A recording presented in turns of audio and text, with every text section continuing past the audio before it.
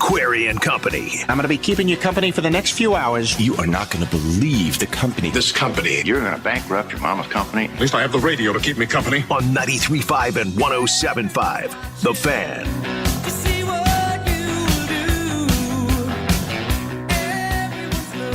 So this is like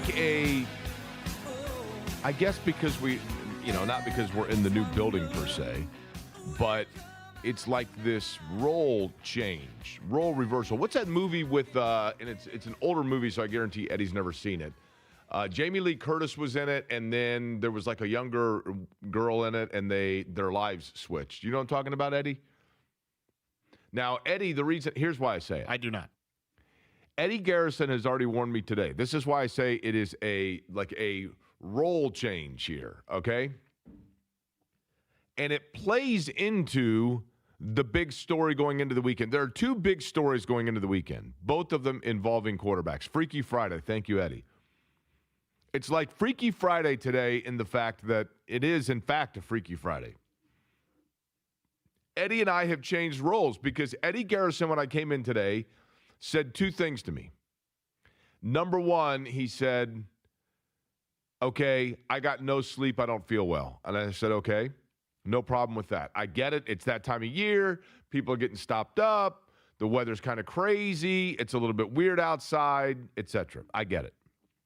The second thing that Eddie said to me was, but something came to me at 3:48 this morning while I was staring at the ceiling and could not sleep. And I said, hallelujah, brother. Welcome to the club of insomnia and late night brilliance. This is where genius is created. This is where you just look at things and you say, okay, now all of a sudden the brain waves are going, and people will say to me, hey, so, when do you, you're preparing your show? And I said, usually at 3:48 in the morning when I'm staring at the ceiling and things start churning. So for Eddie, that's exactly what happened. 3:48 in the morning, Eddie's laying there and he's thinking. And what he's thinking is, and this is often the case with me when I come in, and you think things through before you actually execute it. Like, for example, in sport, Juan Montoya.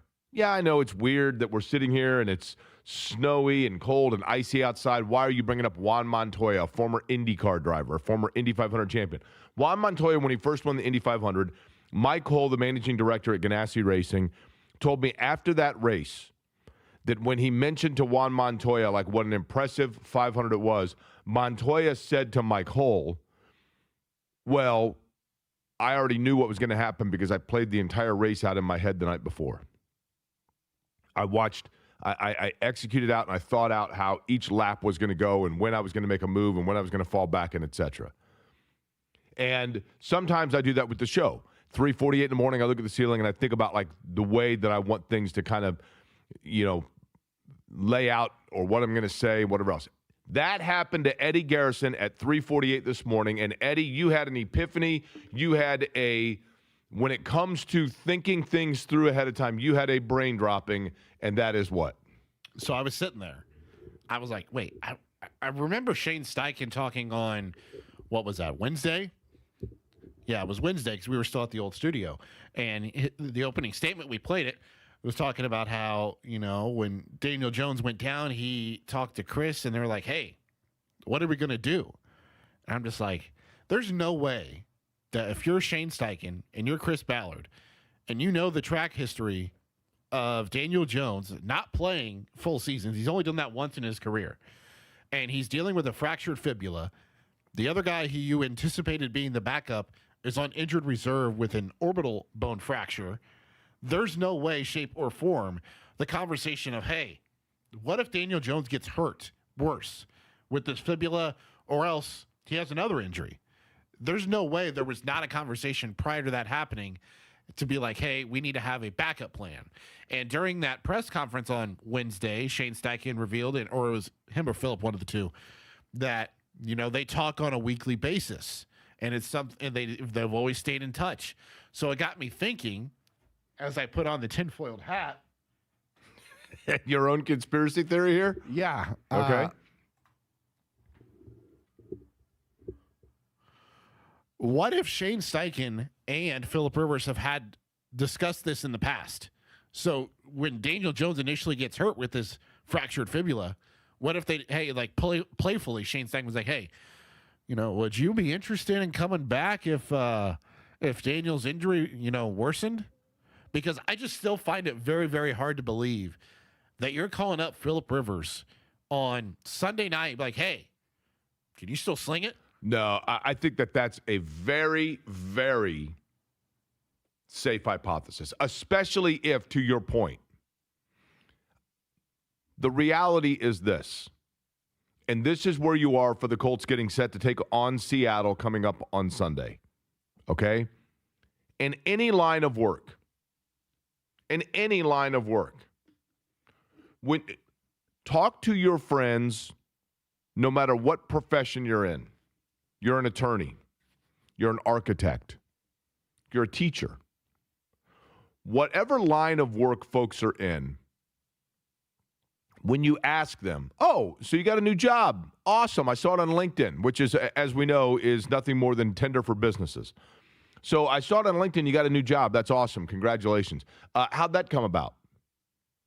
Well, funny you mention. I was working at this place. I was working at Bronco Burger, and it was terrible. And ever since they got the new manager and everything's fried and it just was going downhill. So what does Arnold do in Fast Times when he wants to get out of Bronco Burger? He goes to Hamilton. He goes to Hamilton because Hamilton's going to talk to Dennis Taylor and get him the gig at All-American Burger, right? Yep. Let me talk to Dennis Taylor. I can probably get you in. That's how it works. Oftentimes, no matter what line of work you're in, people find a new job or a new opportunity because they had previous conversation from an existing relationship or friendship with someone, and they say to them, hey, let me see what happens. Keep this on the back burner. I think it's very plausible. I think it's almost a certainty. Would it not be? If Shane Steichen and Phillip Rivers, to your point, if Phillip Rivers is running first off, the one thing that I did find peculiar, plausible, but I think illuminating and peculiar. When Phillip Rivers and Shane Steichen both said that part of the reason that they have bonded, aside from the fact that he was Phillip Rivers' coach with the Chargers, the reason they still have a relationship and the way that they still have a relationship, the connection they now have, is the fact that Phillip Rivers, as a high school football coach for his son's high school football team, was running the same style or the same offense as Shane Steichen. Meaning, there is a high school in Alabama running the same offense as an NFL team that got out to a 7-1 start, which means either there are really smart kids at this high school that are running really complex offenses and the quarterback's got a wristband with 150 plays on it, or, in fact, an NFL offense is more simplistic than we actually believe. And I think it's the latter. I think we assume, and I think that we naturally, when you look at, for example, when I was talking to, and I can't remember which Pacer player it was, but in interviewing one of the Pacers on this show and asking them, when you have these situations where guys go down and you come in and you're signing on a Thursday and playing on a Saturday, how do you know, the different plays, the language, everything else? And I think it was Obi Toppin that we were talking to. It might have been a year ago. And he said, well, everybody basically runs the same 2 or 3 things. It's just a matter of the language of it. And I think that we automatically assume that professional sports is trigonometry, or that when you play at the high school level, it's multiplication and long division, and then when you play at the college level, it's algebra, and the high Division I is calculus, and then professional is trigonometry. And I think what we learn, the more you're around it, is that while, yes, the language might be different and the ability to have an alternate play to get out of a bad play may be different in terms of the language or what play you match it up to, but I think it is more simplistic than we anticipate. And so for those two to be talking and sharing the same scheme, I think proves that. But yes, one would assume exactly that at some point, even if it was flippant, at some point it had to have been offered by one of them to the other. Hey, you know what? You know what would be funny? You know what would be funny is, you know what would be crazy? That kind of thing. And then Shane Steichen goes to Chris Ballard once they are leaving Jacksonville. Riley Leonard comes in the locker room, says, look, my knee's feeling weird. They know Daniel Jones is done. And so Steichen then says, let me throw something past you. And it probably hit Shane Steichen at 3:48 in the morning. But that's where, I'm telling you, execution begins. And I would even go as far as to say, Jake, if that initial conversation happened a month ago when Daniel Jones has that fractured fibula, who's to say Shane Steichen didn't already send him a copy of the playbook by then? If he was like, yeah, why not? I mean, I can entertain it. And if that happens, I'll be ready. Yeah. It gives him a month to get in shape, mentally and a little bit physically. I'll tell you this. It's tough to get in shape after the age of 40 in a month. Well, totally understand. But, you know. You know what I mean? But, again, I think we're going to see, coming up on Sunday, probably simplistic again. I'm going to use that word. Maybe a little bit of a watered-down version, but we shall see of what the Colts have planned exactly offensively coming up for Seattle. But it will be a big conversation over the course of today. Good afternoon to you on a Friday, a Freaky Friday. My name is Jake Query. Eddie Garrison, the other voice you just heard. It is Query and Company here on 93.5 and 107.5. The Fan. Pacers in action tonight. They are in the city of brotherly love, are they not, Eddie? They are indeed. Philly. By the way, Eddie told me when we came in, he said, I didn't get much sleep. I was up late, so I'm not going to be active on the mic, so I am just going straight to that on the regular, just to kind of wake things up and get them going here. But yes, Pacers in action tonight. Dustin Dopirak from the Indianapolis Star are going to join us coming up 1 o'clock today. Kevin Bowen will be on the program at 2 o'clock. And coming up just about 15 minutes from now, a guy that has been on the program regularly, I think most of you know him by now, Mac Engel from the Fort Worth Star-Telegram that I grew up with. The reason being, I'm interested in this. When I was a kid, I had a coffee table book. Not a coffee table book about coffee tables, but rather a coffee table book. When we were, this time of year, my family every year would go to Chicago and Christmas shop for the weekend. And in 1983, so I was 10, we were in Marshall Fields in Chicago, and my eye was drawn to a coffee table book. Fascinated by it. And the name of the book was simply Heisman. And it was a book all about the Heisman Trophy, and it had year by year the winners of the Heisman Trophy with, photographs and statistics and everything else. And the Heisman was, and one of the things to me that I've always been drawn to is why in a world where sports always have individual awards, most valuable player, player of the year, defensive player of the year, whatever it may be, I think the most prestigious individual award in sport may be the Heisman Trophy. Or at least it is the one that still we talk about the most. In one of my favorite anomaly statistics, in 1977, the Rookie of the Year in all three major sports, the NBA, the NFL, and Major League Baseball, the Rookie of the Year in all three sports had the same initials. It was Adrian Dantley, Andre Dawson, and Anthony Dorsett. Yeah, you cheat a little bit there, but Tony Dorsett, but Anthony. And yet, Rookie of the Year, Most Valuable Player, Player of the Year, Offensive Player of the Year, Defensive Player of the Year, Cy Young, those are all huge awards, don't get me wrong. But I don't know that they are immediately associated with a season or a year or a player like the Heisman. I mean, Peyton Manning is arguably the greatest quarterback of all time, and yet one of the things that gets mentioned most about his college career is that he is arguably the most prolific player to not win the Heisman. Charles Woodson was a fabulous player, fabulous. Defensive player, a shutdown corner, had a long career. And Charles Woodson, the thing that perhaps is most mentioned about him, maybe some would disagree, is the fact that he won the Heisman over Peyton Manning.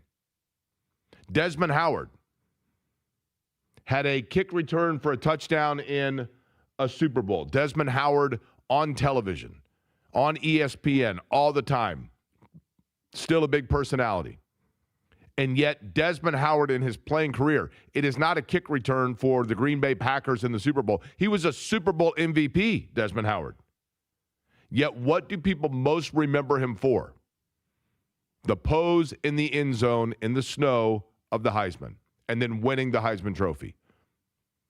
And of all of the things that have become fascinating about this birth of Indiana football, it's not even a rejuvenation of Indiana football, it's a birth. There are a handful of players that have even gotten Heisman votes as a representative of Indiana football. And, of course, Anthony Thompson came the closest. He was the runner-up to Andre Ware in 1989. Probably should have won it. Anthony Thompson had fallen kind of out of the Heisman race until late in the year. He had 377 yards at Wisconsin, put him right back into the mix, right back into the fold. And then late in the year, last game, bucket game, Indiana's down. Purdue scores to take the lead. They've got a kickoff to Indiana. Bill Mallory puts in. Anthony Thompson is the kick returner. He takes the kick. He returns it all the way down like a 70 or 80-yard return. Indiana gets in field goal range. Scott Bunnell missed the field goal. Purdue wins the game. Indiana misses out on a bowl opportunity, and no disrespect to Scott Bunnell, lots of things happen over the course of a game. But by not winning that game, one would think that Anthony Thompson probably would have won the Heisman if Purdue does not win that game and Indiana wins the bucket, goes on to a bowl game. But nonetheless, with all of that, okay, as Indiana football fans, the one thing that kind of you hung your hat on for a long time was like, yeah, Bill Mallory took him to some bowl games, and Anthony Thompson almost won the Heisman. And Antoine Randall was a fabulous player. And I think was 5th or 6th in the Heisman voting. And, hey, awesome. Trent Green had a pro career, and that was, kind of was drafted by Washington and goes in and is kind of a journeyman and then gets his opportunity in St. Louis, and you see what happened, et cetera. Those things were like little blips on the radar. It is almost incredulous for me to grasp that we are on the eve of the Heisman Trophy going to Bloomington, Indiana. And that's exactly what I think is going to happen. And Mac Engel is a voter for the Heisman, and that's what I want to know about. Not who he voted for, but I'm going to try to ask him. But rather, what is the voting process? How exactly does it work? I think you just write down 3 names, and then it's like, okay, you get 3 points for a first place, 2 points for a second place, 1 point, and then who gets the most? I think that's how it works, but I'm not sure. We talked to Dave Revson about it, and he just simply mentioned that he was going to wait until after the conference championship games to make the votes. I didn't think, to be honest with you, that, and that was my one concern, is because you see this a lot, are Sayan and Mendoza going to kind of split the 1 and 3 votes, and then the Heisman goes to Vanderbilt? That's possible, I guess, but I think at this point, I think we can almost assume it seems a foregone conclusion that Fernando Mendoza is going to win the Heisman, which is pretty unbelievable. And so Mac will join us coming up just a couple of minutes from now. But back to the Colts and Seattle. The one thing about this game that is lost in the fact of all of the discussion about Phillip Rivers is the fact that this is, and yesterday we brought it up a little bit, this is as balanced a team as you see in the NFL, and I'm talking about the Seattle Seahawks. And whoever would have guessed that? Remember at the beginning of the year, Eddie, when we were talking about, like, what teams are we going to say, like, are they good? And you said New England, to your credit. I did. I said the Raiders, which was obviously way off base. But I don't think at that point that anybody at the beginning of the year thought that we would be in a situation here 2 weeks before Christmas where Seattle would be one that we're talking about as potentially the best or most balanced team in the league. Yeah, absolutely not. Because, there was a lot of questions like, hey, was what Sam Darnold did just because of a byproduct of having Justin Jefferson, having Jordan Addison, TJ Hawkinson, Aaron Jones, and Kevin O'Connell in Minnesota, signs the big contract. He goes out there to Seattle, and he's picked up pretty much right where he's left off last year. I mean, he does have some turnover issues, but he's able to get the ball to Jackson Smith and Jigba. They have a very dynamic running back tandem, and Zach Charbonnet and Kenneth Walker the third, and then they sprinkle in Cooper Kupp. They add Rashid Shaheed at the trade deadline, who's a vertical threat who can get behind the defense. And Sam Darnold's best characteristic as a passer is the ability to throw the ball down the field. And they've just been able to push all the right buttons offensively. And they added Nick Emenwari, a safety who plays linebacker, who plays corner. They line him all over the field in the draft, and he's been absolutely outstanding for them this rookie season. And yeah, Mike McDonald's got that defense humming. The offense is doing a great job as well. I think we just found out what you were reading about at 350, right? What's that? You were looking over that Seattle. That was impressive. Oh, thanks. Thank you. That Seattle roster, that was impressive there. Defensively, I mean, look, top 5 in sacks. They are balanced. They get after it. They're aggressive. And Sam Darnold is, I think in Minnesota, you began to wonder, to your point about Darnold, was he just putting together numbers because of what was around him? And Minnesota has to be thinking to themselves, okay, we had 4 guys in the last couple of years at the quarterback spot. We had Kirk Cousins, we had Sam Darnold, we had Daniel Jones, and we had J.J. McCarthy. You want to talk about, in the shell game, picking the wrong shell where the rubber ball is underneath. Because sure, maybe Sam Darnold and maybe Daniel Jones prove that you've got to give time to J.J. McCarthy. I get it, right? Because the quarterback position, it's not oftentimes the first place that you look where a guy, a guy sometimes needs a second or maybe even third opportunity to really blossom. And maybe that's what we're seeing with Darnold. But I watched last night, and I thought Kirk Cousins for Atlanta, the way that he commanded that field late in the game with, I don't know what, did you watch the game last night, Eddie? I know you weren't feeling well. I don't know what Tampa was doing. I watched the fourth quarter. It was that was literally a blueprint book, a guide on how not to secure a game. I mean, it was, I don't know what they were doing.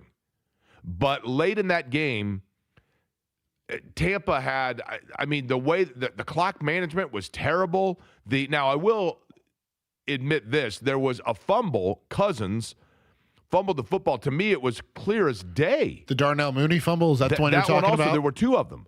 There was that one, but then also, I don't know, Cousins clearly fumbled the football, and, it's kind of one of those, like, tie goes to the offense type things, but to me, it looked very clear that Tampa in the scrum got the football. But either way, I just thought that Tampa was terrible down the stretch in their execution, and I thought Kirk Cousins was very calculated in the way that he drove Atlanta back down to put them in position, twice really, but then to put them in position to win the game. And if you are Minnesota, you're thinking to yourself, okay, Daniel Jones played well enough in Indianapolis that even with health in question, they're going to bring him back next year. Sam Darnold is, to use a term the kids use, balling out in Seattle. And then Cousins, even though obviously it's at this point, few and far between, but he still showed that he could have his moments in Atlanta. All of that combined, and then you think to yourself, and J.J. McCarthy, really? I mean, really? Okay. Mac Engel going to join us, by the way, coming up in just a second here. And we will get into exactly what it is. What does go into the Heisman voting? We'll get into that. We'll do it all with Mac Engel for the Fort Worth Star-Telegram when we come back. It is Query & Company here. You're listening to it. 93.5 and 107.5 The Fan.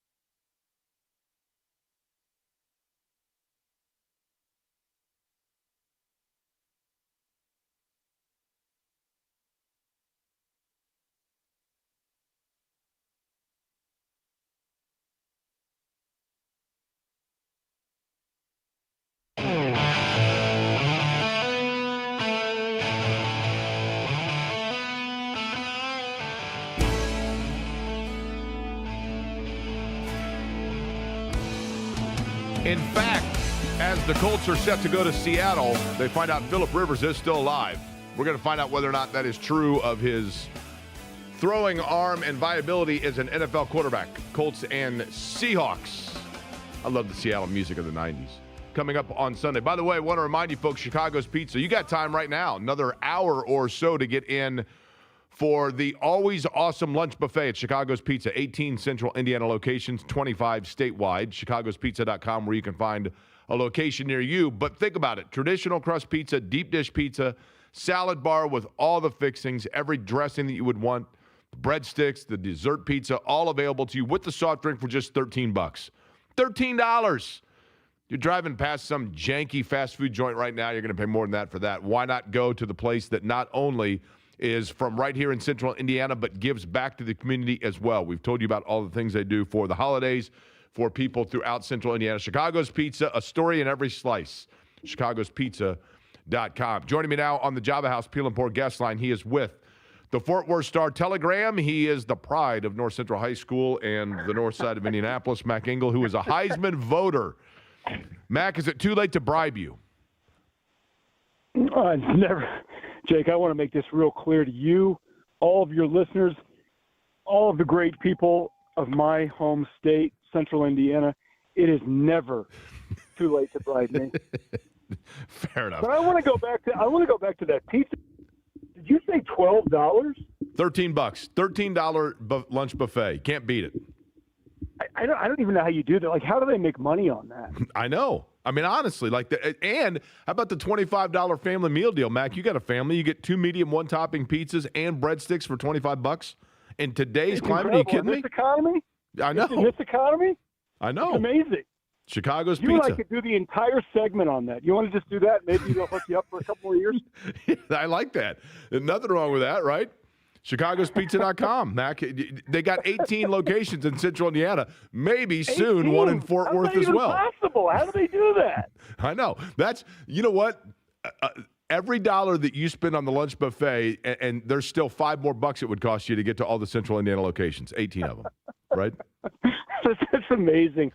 I just like the fact that we can sit here and take a reader and then stretch it into the next segment. I hope you get a kickback on that, brother. No, there's no. Listen, Mac, in all honesty, one of the things I love about Central Indiana, and I've mentioned this before, when Chicago's Pizza, when we first started a partnership with them, and this is one of the few places that has done this, they were like, we want you to come down and meet the owner and operator of every location. And so I went down and I actually met the owner and operator of all 25 statewide locations just because they wanted me to get to know them as people. And I'm like, you know what? I'm in. Once I met them as people, I'm like, I'm in. So I love it. Yes, I would do an entire segment. That's great.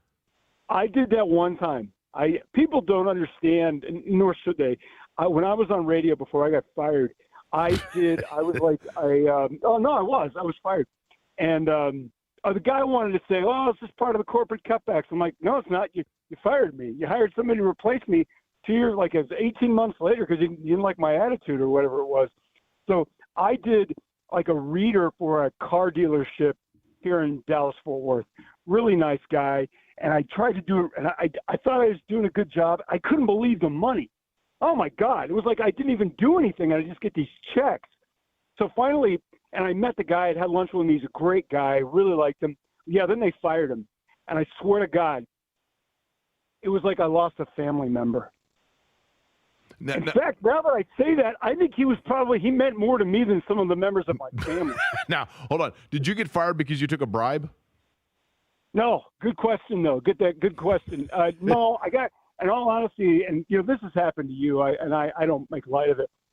I remember the day I got fired because when the guy called me, I could tell by the tone in his voice. Hey, Mac, do you got a minute? Nothing good ever follows. Hey, we need to talk. Do you got a minute? Close the door. None of that. And I immediately, and I'm like, oh, I'm getting fired. And I did. I got fired. And the relief I felt was enormous because I was doing morning drive. And you give up years of your life if you do morning drive in media, which it's tough. I just like you have the greatest time slot in the world. But so I did. And no, it was not because I wouldn't take a bribe. And that's why I'm open arms about it. You can find me on T. English Star Telegram, anything, Instagram, all that stuff, and I'm happy to take your money in exchange for virtually anything. Okay, so let's get to this. You obviously did not take money when it comes to the Heisman voting, but you are a Heisman voter, correct? Correct. That is correct. Okay. I have that great honor and distinction. How many different, and I'm asking this for the sake of the understanding of it or compare and contrast, how many different like prestigious sports awards do you vote for? 2. I voted for a couple others. I vote for the Baseball Hall of Fame. Okay. Actually, it's coincident. I just finished my ballot. And the Heisman Trophy. And I used to, when I was covering Major League Baseball, however many years ago, I voted for the Cy Young. I voted for MVP, I think. And I have voted for some other college awards. I don't really remember, but currently the only ones I do now are Heisman Trophy and Baseball Hall of Okay, Fame. Baseball Hall of Fame. When you vote for that, are you allowed to immediately release what your voting was?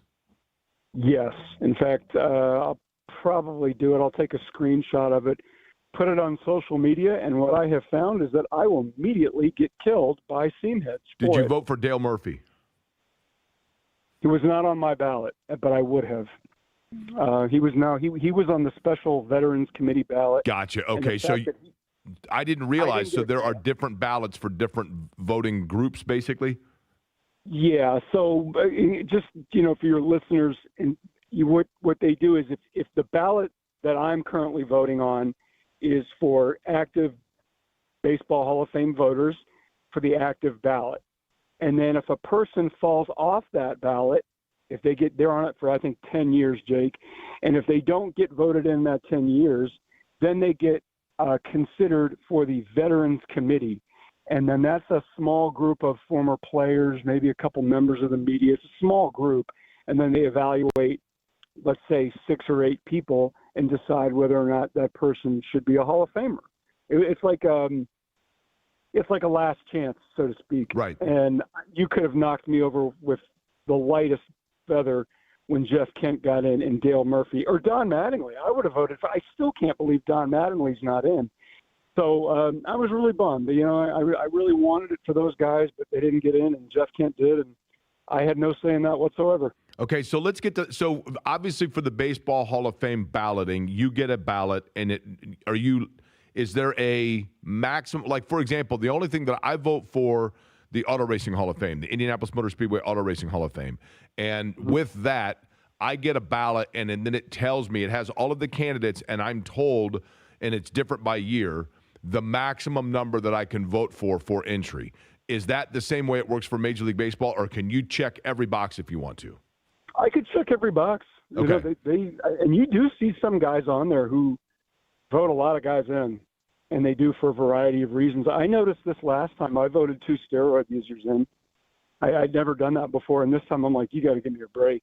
You got all these other guys. You got managers who bloated win totals based on guys who loaded up on steroids. Tony La Russa, Dusty Baker. I know a couple of those players who were voted in the last couple of cycles were obvious steroid users. They didn't get caught, but we knew they were. And Manny Ramirez was on. Manny Ramirez got popped a couple times. Alex Rodriguez got suspended a year. I covered Alex one of the years. It was so obvious he was juicing. But I'm like, if all these other guys are getting in, then I'm the worst kind. I'm an even bigger hypocrite than I normally am. So I put them. I voted them in. They're not going to get in, but I voted for them. Okay, so Heisman voting, how does it work? Do you get? Just tell me. I mean, do you get a ballot with a restricted number of names? Do you just get a blank piece of paper and you write down 1 through 5? How does voting work for the Heisman Trophy? Because obviously Fernando Mendoza of Indiana is a front runner, it would seem, for the Heisman tomorrow night. So the Baseball Hall of Fame send you an old school ballot with a piece of paper. You in an envelope and mail it to Cooperstown in New York. The Heisman Trophy is all done online. You fill out this form. They send you the link. You put some stuff on it. Then they send you some dual authenticator thing just to make sure you're you and not a robot or a bot or anything like that. And then they give you vote for 3 people, and you type in the name manually. It doesn't give you like a roster of names. You type in the name. You type in first place, then you type in second place, and then you type in third place, hit submit, and that's it. And I don't know if you've said this or not. Voters aren't allowed to say who they voted for until after the announcement is made. They want to keep some mystery to the event tomorrow night. But to me, and I've only done it for a couple of years, to me, I have noticed certainly the flaw in it. And that is, this criticism is not new. It's basically become a quarterback award. And I get it. I mean, but there's just so many great players to review. And I think when you talked about Fernando Mendoza, I can't say who I voted for, but I think he would be a very, very worthy recipient, especially in light of the great historic season that Indiana has had. How much, Mac, is it suggested or is it personal voter preference in terms of the character or the conduct or the perception of a player as a teammate and et cetera? Not that, and that's not to say that the other guy, that Sayin or the quarterback at Vanderbilt or whatever are not of the same category, right? But obviously Indiana has done a concerted effort here to kind of get Mendoza out there and see the kind of person that he is. Does that stuff in any way, shape, or form impact, do you think, voting? It used to be a big deal, Jake. Like when we were younger, I used to work in college athletics for athletic departments, and we would go through those discussions, and then you spend the money on promoting a kid for an award. Because if the kid wins the award, the university gets the exposure, which is what this is all about anyways, is exposure and visibility and marketing. And before the internet, before social media platforms like Instagram and TikTok and Facebook and Twitter and all that, those things were absolutely a big deal. Now I get nothing. Last year, Colorado did something with Travis Hunter and Shedeur Sanders, and they did it because they were Deion's pets. And Travis Hunter was an amazing player, and he won the award. Can you say all that marketing effort is as a result that all that marketing effort worked? Yeah, I guess he won the award. To me, it was always about getting into New York City. If you got to New York, then you got the exposure. And Mac, let me ask this: when they come down to it, because this is the part where I'm confused. Mac Engel is my guest, by the way, Java House Peel and Port guest line. He's with the Fort Worth Star Telegram and votes for the Heisman. Fernando Mendoza of Indiana, a clear front-running favorite, I think, for the Heisman. It will be announced tomorrow night. When they announce, like a week ago, hey, here are the finalists, does that so that has no impact on who you were allowed to vote for, right? Because I think the perception for people is, okay, they've narrowed it down to these 4 people for Mac Engel and everyone else to vote for. No, so they've changed it. It used to be the Heisman Trophy window to vote it started like the Monday after the final regular season game. And what they found was a couple of years ago when Caleb Williams of USC won it over TCU quarterback Max Duggan, is that not enough voters or too many voters were submitting their ballots before the conference title games. And the thought was, had they waited or you had not been allowed to vote, maybe Max Duggan, who had a great game in the Big 12 championship game, and Caleb Williams had a dog in the Big 12 title game, I think against Utah. Max might have won. I don't know. But that was a thought. So then the Heisman Trophy decided, okay, we're going to not open the window until later. And that way everybody has to take the conference championship games into account. So that would say it was open from. Then do you think, Mac, people would just take it down to the conference championship game? In other words, do you think there were people when it comes to Julian Sayin and Fernando Mendoza that were like, I'm just going to watch this one game and base it on that as opposed to the totality of the season? No, no, I don't think that. I think it's a popularity contest, if I'm being honest, and it's just hard. I think most people are going off what other people said or what they saw on College Game Day or big noon kickoff or the big games that they saw. I don't think the Big 12 the Big 10 title game. Let me back that up.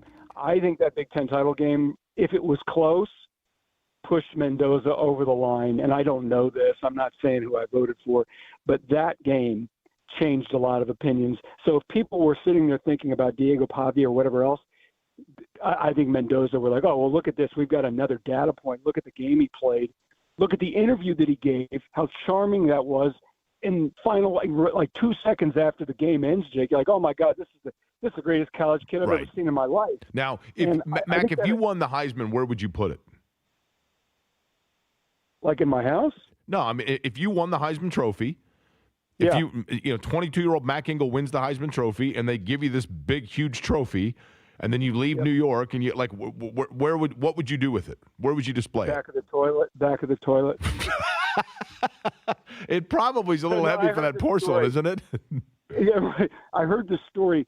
Kate Winslet wins an Oscar. She wins an Oscar, and she put it in her bathroom, like the guest bathroom or the hall bathroom, and she did it so anybody who went and used it could hold it and give an acceptance speech in front of the mirror. And I was like, man, what a great thing to do for people. So, granted, the Heisman's obviously a lot bigger, more obnoxious award, but I always thought that was like the most charming thing ever. It's not in the middle of the living room. It's not in a shrine. It's like someplace where everybody in that house can see and touch it and enjoy it. So, Mac, let's just say this hypothetically in conclusion. If you had won the Heisman Trophy in 1995, Mac Engel of the University of Kansas, where you were attending, you win the Heisman Trophy. Let's just say because you're a nice guy that you want your parents to have it on their mantle, so you send it back to your parents' house in Indianapolis, Indiana. Does that mean that the 1995 Heisman Trophy and the 2025 Heisman Trophy would have in common that both of them were living in the state of Indiana? Yeah, I think that's a pretty good conclusion, Jake. All right, Mac, I appreciate it. Have a wonderful weekend and enjoy covering those Cowboys, all right? All right, Jake. Thanks a lot. I look forward to that pizza when I get back. There you go, Chicago's Pizza. We'll hit it. ChicagosPizza.com. Mac Engel, Fort Worth Star-Telegram. We come back, we'll get back into what is the area or the player of importance on Sunday for the Colts that perhaps we haven't talked enough about. I'll tell you that next.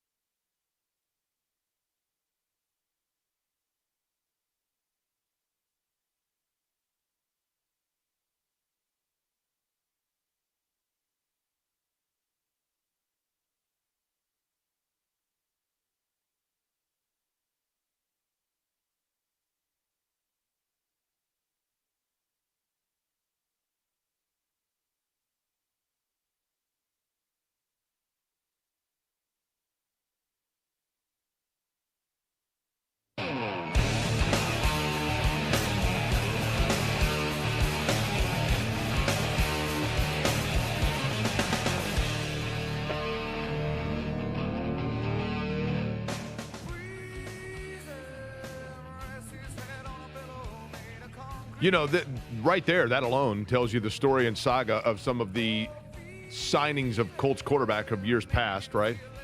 As the Colts get set for Seattle, Eddie Garrison spinning up grunge Seattle hits all day.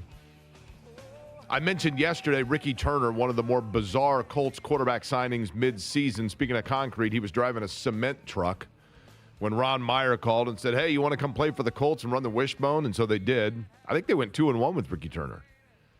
Never started, but he took some snaps. They ran the wishbone with him. It is freezing outside, but it will not be in Seattle. I think mid-50s, but overcast is what we're looking for in the Pacific Northwest this weekend. But even flow, if you're in the even flow in offense, when you think of Phillip Rivers and a player that could continue to allow him to be in flow, Steve Perry, by the way. I don't know if it's Steve Perry from Journey, but Steve Perry says on the Expos Twitter, Jake, if you believe Rivers is a good idea, you're nuts. The Colts are a C, F with Ballard in charge. The last part of that's maybe a little extreme. But Steve Perry clearly, I'm not even going to say don't stop believing because clearly he never started when it comes to Phillip Rivers. Steve, I don't disagree with you that this may turn out to be a complete disaster. I don't know.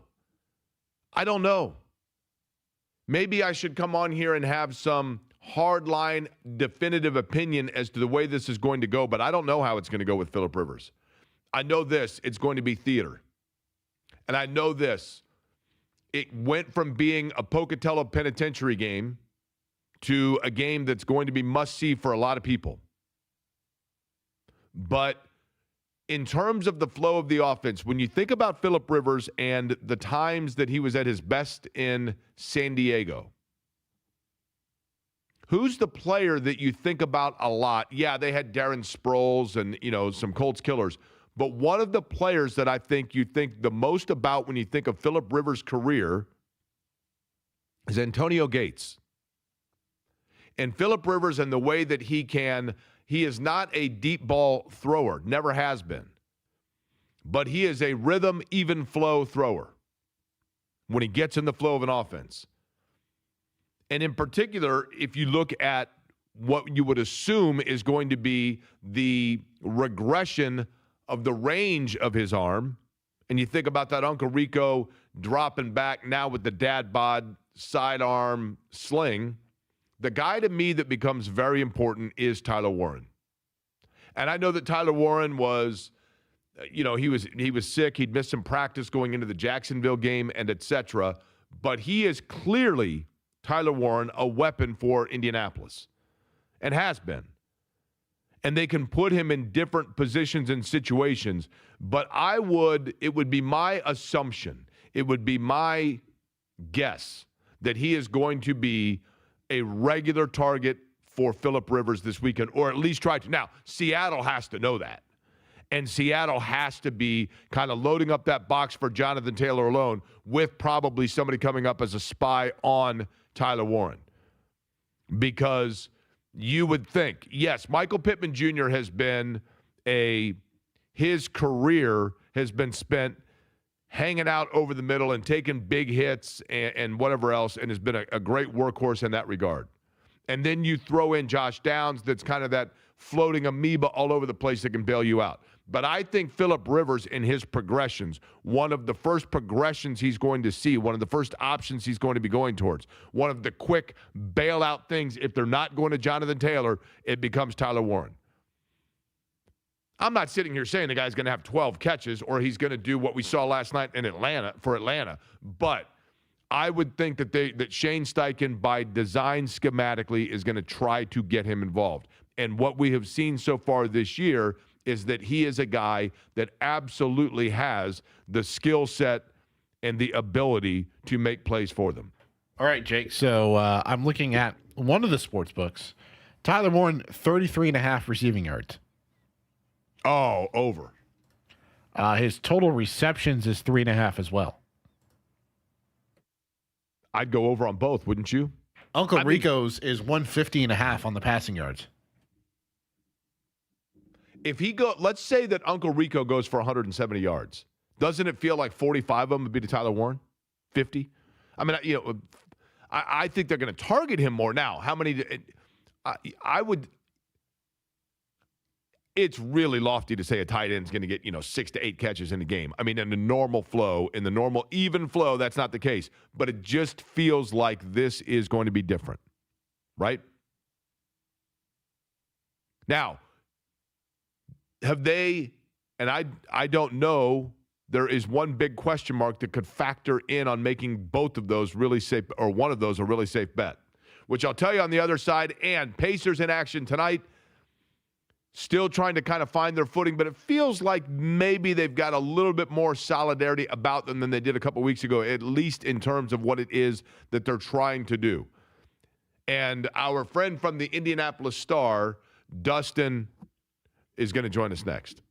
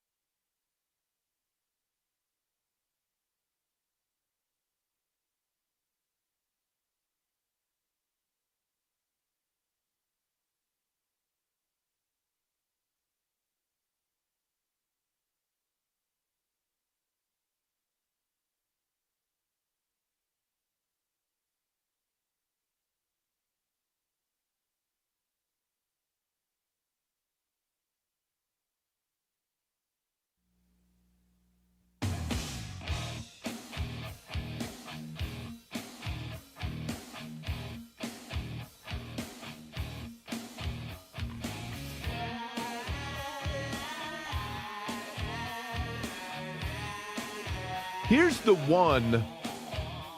If you were a degenerate gambler, and I don't know, I'm not a degenerate gambler, but as Eddie was mentioning the fact that you can go on one of the sports books and with any, obviously with player props and whatever else, do you go ahead and just automatically take the under on passing yards for Phillip Rivers based on the fact that the Colts have not officially declared that he's starting the game? I think we all know he's going to. I think we all assume he's going to. But are they going to mix in Riley Leonard at times? I don't think so, but we don't know. So just based, and I have no idea, I'm not degenerate enough to know, like if you play, let me ask you this, Eddie, if you do a player prop on Phillip Rivers and then he doesn't start the game or he doesn't play at all, that's not that doesn't negate it, right? You still win, right? I think you're safe either way. I think you're good to go in that regard. So I think without question we're going to get that word definitively that it's going to be Phillip Rivers, but they have yet to make that official. That much we know. Pacers in action tonight. They're in Philadelphia, city of brotherly love. Joining us now on the Java House Peel and Pour guest line. Jake25, by the way, the discount code for 25% off your order at Java House. Dustin from the Indianapolis Star joining us now on the program. Dustin, I'm going to begin with this. And there's a reason that I'm going to ask it this way. Did you ever see the movie Pulp Fiction? I'm going on the way back, I realize. Did you ever see Pulp Fiction? Yeah. Okay. So Pulp Fiction, as you know, and I was trying to think of other movies that would fall into this category, but Pulp Fiction's the first one I thought of. If you recall when you saw Pulp Fiction, it has like these different storylines that all kind of intertwine, and then it takes a while when you're watching the movie to kind of figure out what's going on, right? And then all of a sudden you're like, oh, I get it. So the guy's bringing the watch. Okay, now I know what's going on. Does this Pacer season feel like that to you? I might feel that way at the end. You don't really. That's the whole point of Pulp Fiction, is that you don't know. You don't realize it until you're several scenes in where these things are connecting. It could. Because I think you're looking at it now and seeing, okay, well, this is closer to the team that they can be. Correct. Like, that's what I mean, right? Like, at the beginning of the year, it was like, what scene are we in here? And now it's starting to, would you agree? That was my point, right? It's starting to kind of muddy, be less muddy, right? Yeah, in some ways it's less muddy. In some ways it's more muddy because I think now you're looking at it and saying, okay, well, the tank isn't as easy now. Like this group that you have right now, like you're not going to be able to run out Pascal Siakam. Feel like you get them. They obviously lost to Brooklyn with the team they had then, but that was the team they had then. I don't think they lose to Brooklyn with the guys they have now. They just finally have a functional group, and it's good enough to give them a puncher's chance a lot of nights. And you're like, okay, well, what does that look like? How many wins are we talking? And does that get you? Is that, do they still have a chance to get you in the play-in? I think they have a shot, especially if Milwaukee continues to struggle. If not, are you looking at them, say, finishing 11th? Is that a good idea? As opposed to just, ripping it all down. Not ripping it all down, but, in terms of just really chilling out as far as winning games. But they are, bottom line, in terms of they are a team that you can look at that is going to give you at least an entertaining competitive basketball game most nights. They're not always going to beat the best teams, but they're going to beat the worst teams, and they're going to be competitive with teams that are middle of the road because they just have enough pieces to play a basketball game. Where there was periods in early November when they really, really didn't. When you look right now, 6-18, they are second to last in the East, but it feels like of late that's a little bit disingenuous 6-18 because of the obviously terrible start they got. They're still off to a terrible start, but you get what I'm saying. And you look at, say Charlotte, Brooklyn, even the Bulls, it does feel like with a little solidarity and footing that the Pacers may get past them. What would you say is the win total that would be expected in order to get a play-in game and get yourself out of the lottery? I think you've got to get to 38-39, right? Okay. You know, like, I mean, you've got to at least be sniffing 500. Now, you know, like the way things are shaken out, I mean, it is lower. That threshold's a little lower in the East right now, maybe than it has been. So, like, maybe you could pull it off with 37. So you're looking at 30 and 28. I mean, they've got to be a 500 team from here on out, right? Right. Mm-hmm. Yeah. Realistic? In that range. Maybe.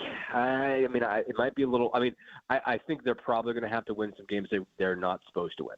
You know, like if you're getting 30, like you're probably going to have to beat some good teams in there. You know, and they haven't proven they can beat a really good team yet. You know, they got Golden State, you know, which was a bit of a surprise. But I mean, most of these last stretch of wins have been against, you know, teams that are kind of rough, especially, you know, like Chicago looks rough lately.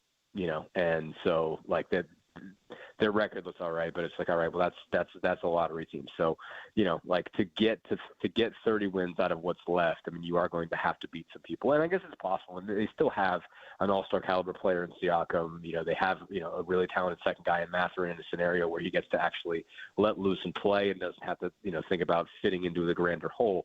And, you know, Nemhard's a good piece and McConnell's a good piece, and eventually get Neesmith back and stuff like that. So that might be enough. So I mean, it's not likely. I mean, but you know, like I would go with conceivable before I say the word realistic. Do you feel like, Dustin, Benedict Mathurin so far has taken advantage of the opportunity before him?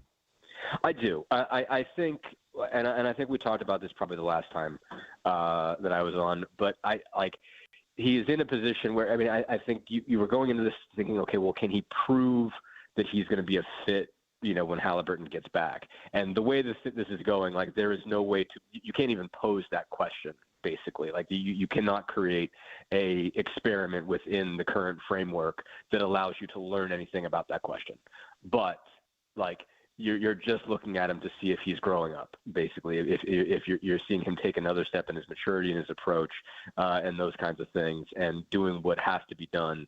You can't recreate what's going to have to be done later. You know, I think that was kind of an interesting thing. I think that Chad Buchanan said at the beginning of this year is that, well, he's got to learn how to, you know, for what he does to, you know, make sure that it's affecting winning. And it's like, well, there's one thing, you know, him doing what it takes to win for you guys with this group now. You know, and it's a different thing for him to do what it takes to win with this group when you have Halliburton and everybody else back. It's two different assignments for Mathurin. He's executing the assignment as it is now. I mean, I think he is, you know, improving on defense. You know, you're seeing good efficiency on offense. He is, you know, he's maintaining that probably a little bit over the top aggressiveness where he's sometimes driving into crowds and doing some of the things that Rick doesn't always want him to do. But at this stage, you need him to do that. Like, you have to have someone who's aggressive in isolation, attacking off the dribble, and maybe being a little bit wild with it right now, because there's just not a lot of guys who can create offense and create gravity in that group. And so Mathurin's just got to be able to put his, you know, the head down, bullheaded, run to the rim type of stuff that sometimes gets out of whack, you know, and doesn't really fit in what they do with when Halliburton's really kicking the ball around. This is the kind of stuff you need now. Like, someone has to create, someone has to make movement happen, and Mathurin is doing that. So I mean, I think, I'm not saying he's not had a perfect season, but I mean, I think he is doing everything he can given the framework being what it is. Again, you can't recreate the experiment the way you want it to be, but he is at least, you know, he's clearly putting in a good faith effort, I think, to be as good for this team as he can be. It is my belief, Dustin, that Indiana will that Indiana will take what they can get from Ben Mathurin this year, don't get me wrong, but it is my belief that they are still seeing it as the opportunity also to showcase what he is and who he is, in case there is a franchise that would like to acquire him, and that perhaps they could flip him, notably for an agile center. Feel free to disagree or tell me I'm wrong. Yeah, I mean, I'm not going to tell you you're wrong. I don't know what their bar is going to be for that. I think they recognize that he is valuable, but they also recognize that if he is valuable to someone else, and if he is more valuable to someone else, then they should listen, you know, in terms of what they might be able to get for that. So this question is, you know, like, we're starting to see it filtered out. I think Shams reported this week that, okay, they're looking for a center of the future. You've seen Daniel Gafford's name. You've seen Niko Zubac's name. You know, I'd be interested to see if you know, what they're willing to let Mathurin walk for. Like, I think they know they have something good there, and I don't think I don't think you're entirely off base, but I mean, I also don't think that they have given up on him either.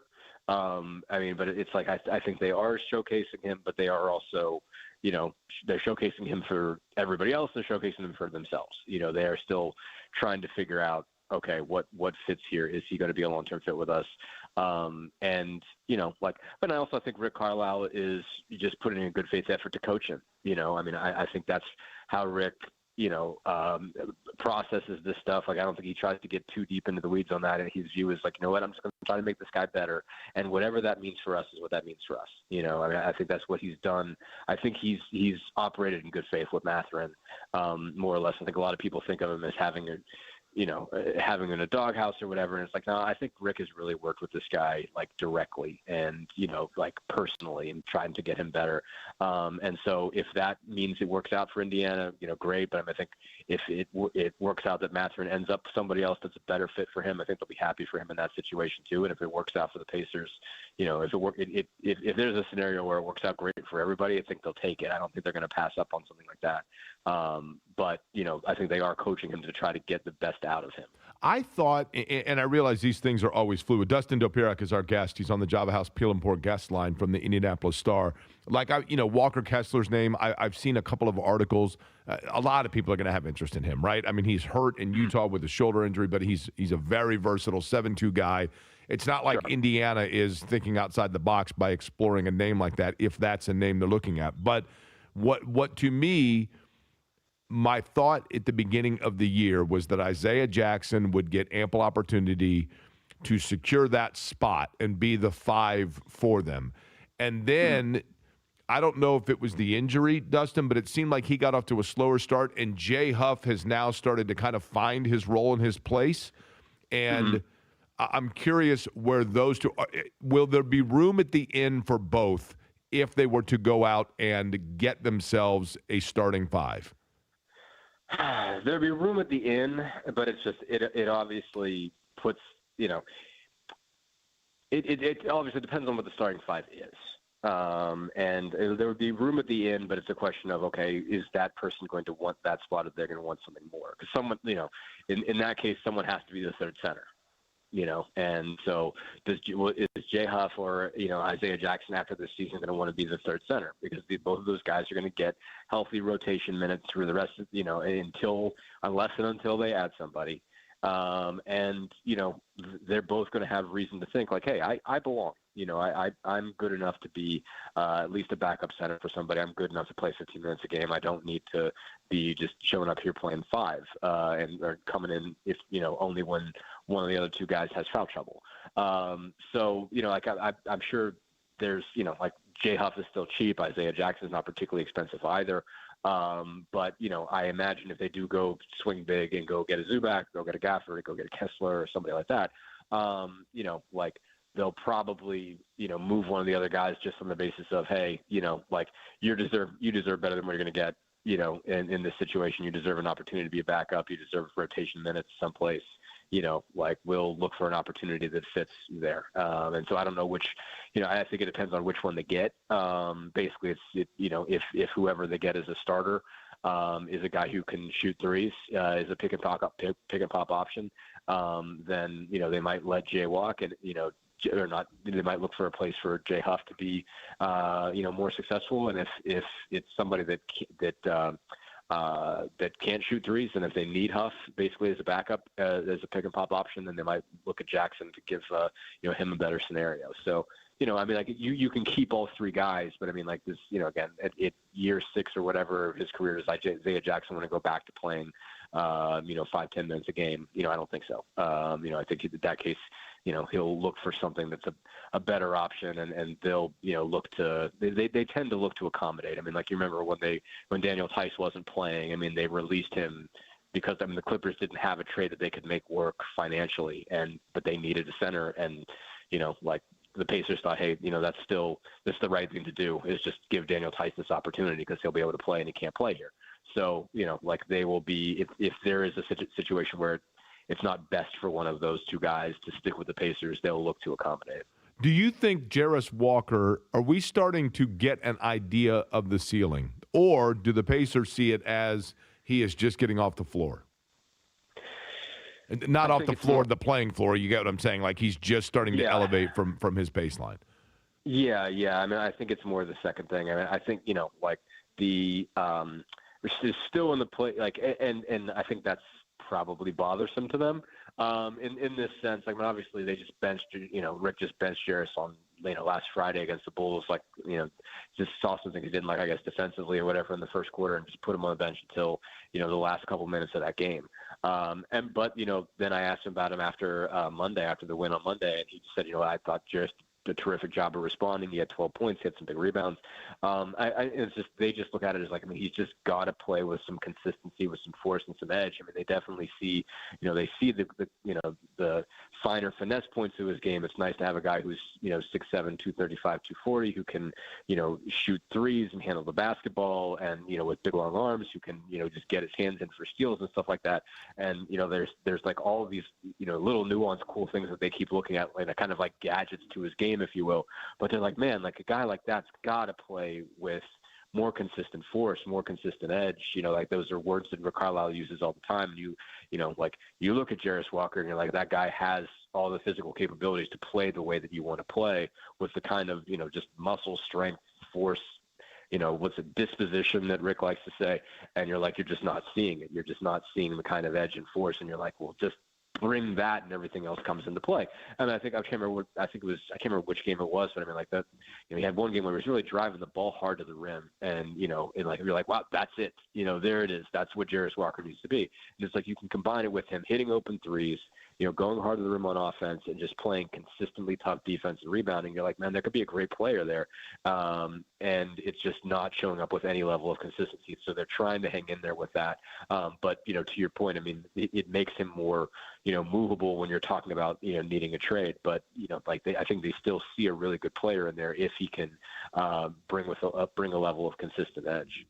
By the way, I always thought, Dustin, if you want to go into business with me on this, that's cool. We'll have to get a couple people to chip in. But I always thought it was a missed opportunity that there wasn't somebody somewhere that opened up a burger joint that just sells Hawaiian burgers and just called it Tasty Burgers. Well, yeah, I mean, I don't know why nobody did that yet. I mean, we're 30 years removed from peak Pulp Fiction, I realize, but I think most people would get the reference, would they not, if you just had it like Big Kahuna Burger. Yeah, exactly. It's like the Big Kahuna Burger. But I think that probably is trademarked. So you'll just have to call it the Tasty Burger. But it is a Tasty Burger. And then clearly at the fountain drink, you sell just Sprite, right, to wash it down with.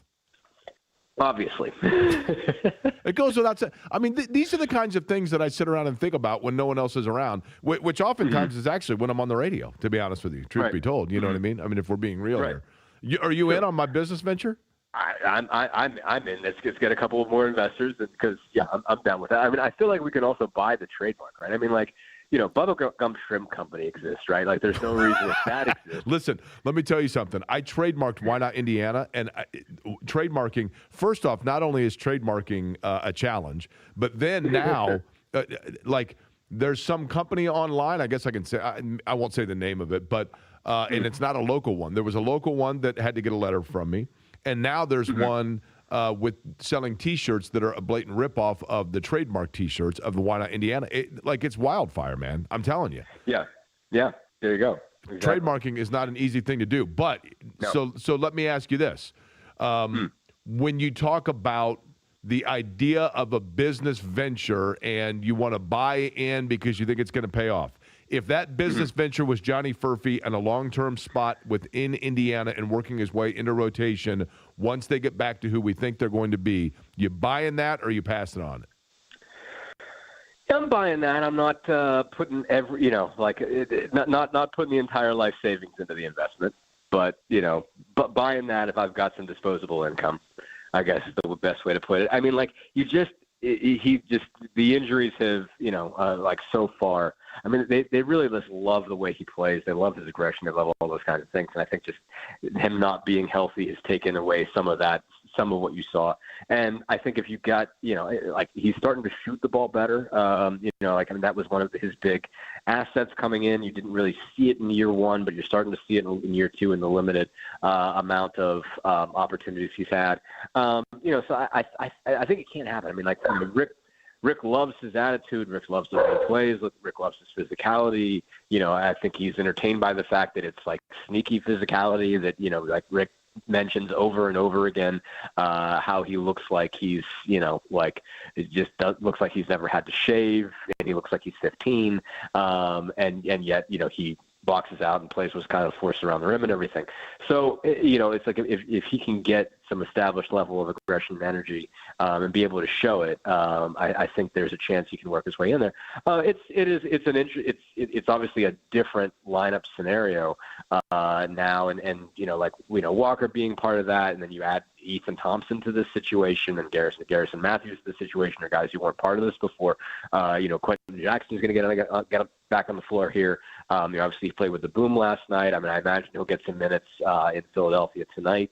And so you'll see him out of the rotation. It's, it is sort of all over the place. And obviously there are guys and players that didn't expect it to be. You do take Jeremiah Robinson Earl out of the equation. Which would probably lead to more opportunity for Furphy. Robinson Earl hasn't played in a couple games. Had not played in a couple games, but I think he played with that just sort of like an energy, for a guy that could really rebound. Like him being gone opens up some minutes for Furphy in that regard. So yeah, I think he can. It makes sense for them to make sure they get the 21-year-old some minutes, especially if they're, they find themselves, really stuck in the lottery. It's like, okay, you need to get Furphy on the floor. You need to hopefully get Cam Jones on the floor at some point, make sure those guys get opportunities. So I'm going to say ultimately, yes, I think he's going to have more rotation spots, more rotation opportunities as the year goes on. Dustin, I know that it's been a cameo before, and I'm always welcoming of it. The dog's name, by the way, your dog's name in the background there? Maxine. Yes, Maxine. Yes. She's got thoughts about whatever is going I love Maxine. Going on the street. She's, Listen, Maxine hearing you talk when you're on this radio program means that we've now gone from 4 to 5 listeners. So we'll take it, right? And not for you, I'm saying for me, right? So we greatly appreciate it. Dustin, appreciate the time as always. Pacers in action tonight taking on Philly. Have a great weekend. I'm sure we will talk to you, but if we don't, have a great holiday season as well. Absolutely. You as well. Thanks so much, Nick. All right, Dustin Dopirak joining us from the Indianapolis Star. All right, we have tickets to give away, Eddie, if I'm not mistaken, to the Crew, right? Motley Crue, yes, we do. The Motley Crue, and we're going to do that on the other side. I think we should do a little get to know your listener, because I'd like to know what people think of this situation from the Colts standpoint with Phillip Rivers. I'm genuinely curious. Are people buying into they made the best of the situation? Are people thinking this is a desperate Hail Mary from a guy that may not even be able to throw one of those at this point? Or is this, hey, at least now it's interesting? 239-1070 is the telephone number. We'll have a conversation. We'll let you discuss why, A, you believe or don't in Phillip Rivers, and B, why you should be the one to go see the Crew. And we'll do it on the other side here. 239-1070, the telephone number. Query Company here on The Fan.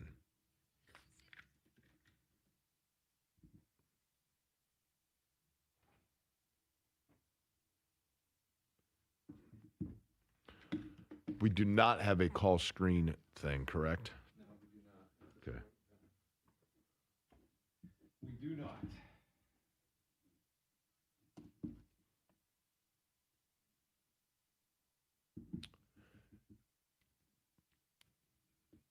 I asked, by the way, I called down to IU the beginning of the week and said, look, if Mendoza wins the Heisman, which he's going to win it, what do we have to do to get him on any of the show?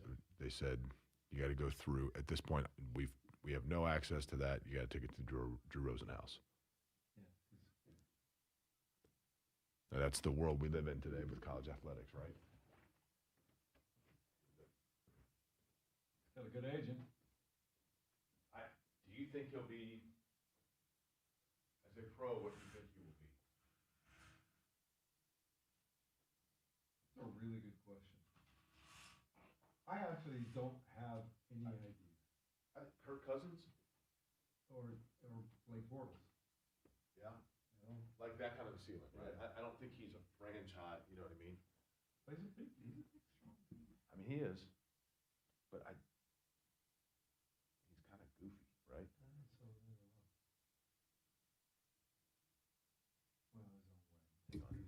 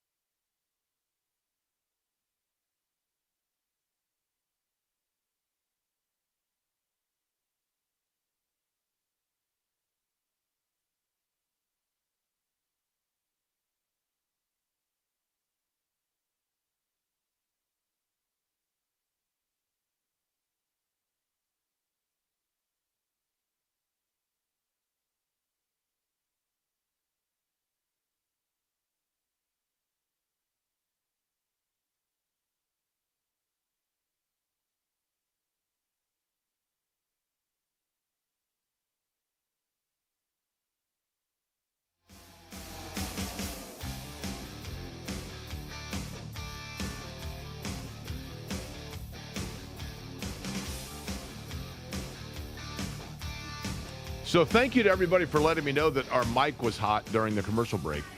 Still things that are being worked out here in the new studio. And in the sake of transparency, I will just go ahead and divulge what it was we were discussing. Jeff had come in, and because we are still working through new software and other such things in the fabulous studio, and the engineers have done an awesome job getting us moved over here. And this chair that I'm sitting on is literally like a cloud. And just when I had opened it up for phone calls, Jeff Rickard walked in, and I said, hey, just to rehash, we still don't have the software yet to see call screen from my side, right? Just said, no, that's correct.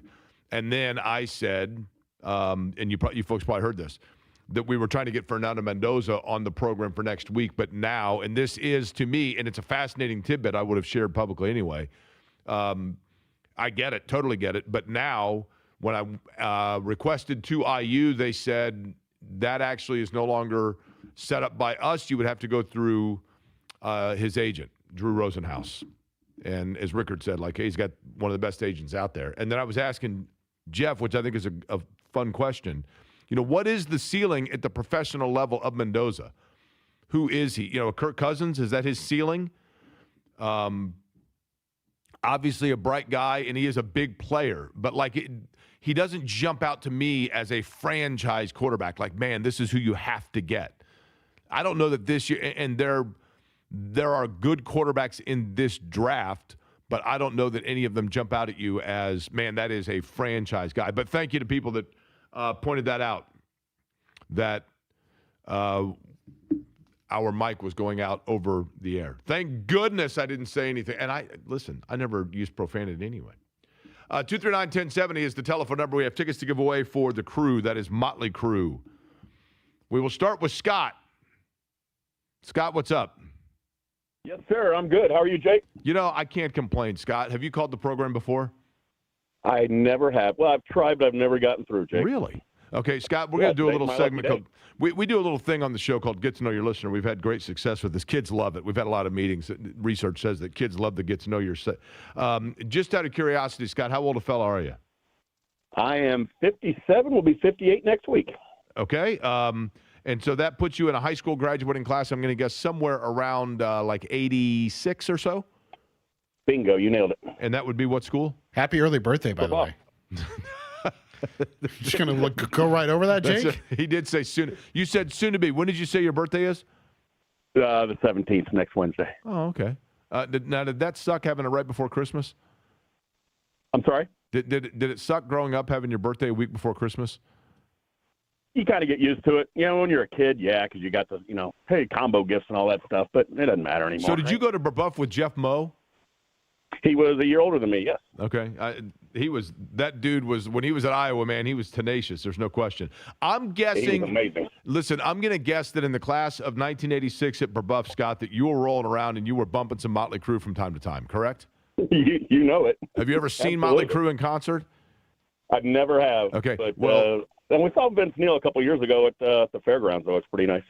The last time that I saw Motley Crue in concert, and I mean, obviously this shows you it's been a while, but they had like a little camcorder thing that was attached to the Jumbotron at Gamebridge, and they passed it around for all of the women to do as they liked with the camera. And, let me tell you something. Girls, girls, girls, it's more than just the song, All right, Scott, we're going to send you on your way to see Motley Crue. I appreciate you listening to the program, all right? Hey, thank you guys so much. Love your show. I appreciate it. All right, now we're going to go to Austin. Austin is up next because Austin, as I'm not mistaken, Austin, you tried to call in and you actually got bumped out for Motley Crue tickets in Jake favoritism. Is that correct? That is correct. Eddie chose, Eddie chose the other Jake instead of me, but I was Whoa. Yeah, that's exactly what happened, right? Whoa, no. Yep. Jake tweeted at me, texted me, and called me. So that is all because of Eddie. Now, here's the thing, Austin. I'd like to know this, okay? So just so people that are not familiar are aware, the last time that we had tickets to give away for Motley Crue, and Eddie, if you could, please look up the specifics on the Motley Crue concert of the tickets that we're giving away so that we can get everybody the information if they don't get the tickets for Motley Crue. Friday, August the 28th at Ruoff. Okay, Friday, August 28th at Ruoff. So we were giving away tickets, and there were two callers. We had one set to give away, and it was between Austin and Jake, and Eddie said, got to go with Jake because that's the name of Query. And so you went with Jake. Austin then, understandably, thought that there was a bias there. So I then called Austin on the phone to explain the situation. Now, Austin, when I called, would you list me as simply calling just like professionally, or was I like a good dude and a nice guy? Definitely a good dude and a nice guy. 100%. See, there you go. Not professional at all. Wait, did you say not professional at all? You do know me. I do. Right. Well, Austin, I'll tell you what. The other Jake didn't know who Shannon was. That is true. That's egregious. Now, let me ask you. Okay, so here is the trivia question for you, Austin, to prove that whether or not you listen to this program. Aside from that, are you ready? I appreciate that you knew Shannon, but the running gag on this program is that there, oddly enough, is another woman in town that if you Google the Jake Query wife, this woman's picture and profile comes up, not inexplicably because I'm very good friends with her. What female is that? Could be the drink fairy. That'd be the beer fairy. All right. The beer fairy. That exonerates you right there. It is Emily Longnecker of Channel 13 for whatever reason. Austin, hang on. We will get you on your way. But when it comes to women of the show, of course, our favorite, Cindy Denise, who is female caller number, I think, 25 or 26. Hi, Cindy. How are you? It has been a long time. I'm good. Cindy, How are you? I can't remember, Cindy. Is it you called in once, and we were trying to get to like female caller number 20, and you called in number 19, and I said, can you just act like two different women and so you went with Cindy and Denise, but I can't remember which is the original. Are you Cindy or are you Denise? Because we just call you Cindy Denise. Right. You wanted me to pretend to be, or we were going to act like I was another female. So you said, give me a different name. And I just blurted out Denise. So you're really a Cindy. Number 20. You're really Cindy. I'm really a Cindy. Okay. So Cindy, real quick, and that was a while ago. So I appreciate because it would be indication here that you are still listening to the program from time to time. I ask this a lot on Get to Know Your Listener, if you don't mind me asking, and that is, tell me something about the show you don't like. I would prefer to not say on air. Oh gosh. Now, why? Is it so there is something? What's that? Well, yeah. I mean, I have an opinion because, I mean, you say I listen from time to time, but I mean, yeah. Yeah. Is it me, Cindy? Is that what you don't like about the program? And that's okay. I understand. Is it me? You can be honest. Can't break your heart on public radio. It is me. You know, people always say it's about me, but it's not always about you, Jake. You know?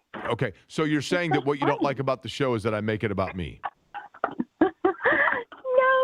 No. Okay, let's just change the subject because when I heard about the Motley Crue the other day, and there was a reason why I kind of fell off the face of the earth for about 3 months, but I've recently been back, but that's a whole nother story. Is everything okay? Yeah. Okay. Yeah. I was just managing a Halloween store. I own a Halloween store, so really? Basically, for 3 months, I basically, the real world goes away because I'm just like so focused and so busy. Like I work 18 hours, 24/7. But anyhow, so I wanted to tell you. Well, I don't know if you knew this or not. I know you know a lot about Motley Crue, but did you know that the Girls video was actually the one filmed at Market Square? Market Square? I thought it was Home Sweet Home. I know there was one where they did. I did know this, Cindy, and tell me if I'm correct in this. I know there was one that they filmed at Market Square, but then they ended up using video from the Summit in Houston, Texas, in replacement of, and they had some fill-in of angles with Market Square. But was it Girls was entirely at Market Square? It was definitely Girls. I've seen the video, and one reason why I know is because I'm in it. Are you really? And that's why I need the tickets. Okay, This is awesome. So hold on. Eddie, fire up Girls by Motley Crue. And then now, Cindy, so you were in it, and be honest, did you have Aquanet in your hair during the filming of the Girls video in 1982 or 83? 100%. Okay, now, how long is your cameo within the Girls video, and exactly at what time in the video? It's about a 1/1,000,000th of a second, so Okay. it is definitely quick because it is a scan. It's an audience scan, and I know it was video because they told us they were going to shoot a video, and to be sure to watch it. Or to be sure, That is awesome. look yourself or whatever. Yeah. So as far as I know, the whole video was that concert, that performance. I'm sorry. So check it out from John Mellencamp, also was done at Market Square. And my understanding is from people that were there, they filmed it like it was at the end of his concert. They're like, hey, now we got to film a video. And they did like 3 or 4 different recordings of it. That was not the case here, correct? It was just one, like, boom, we're going to go? Yeah.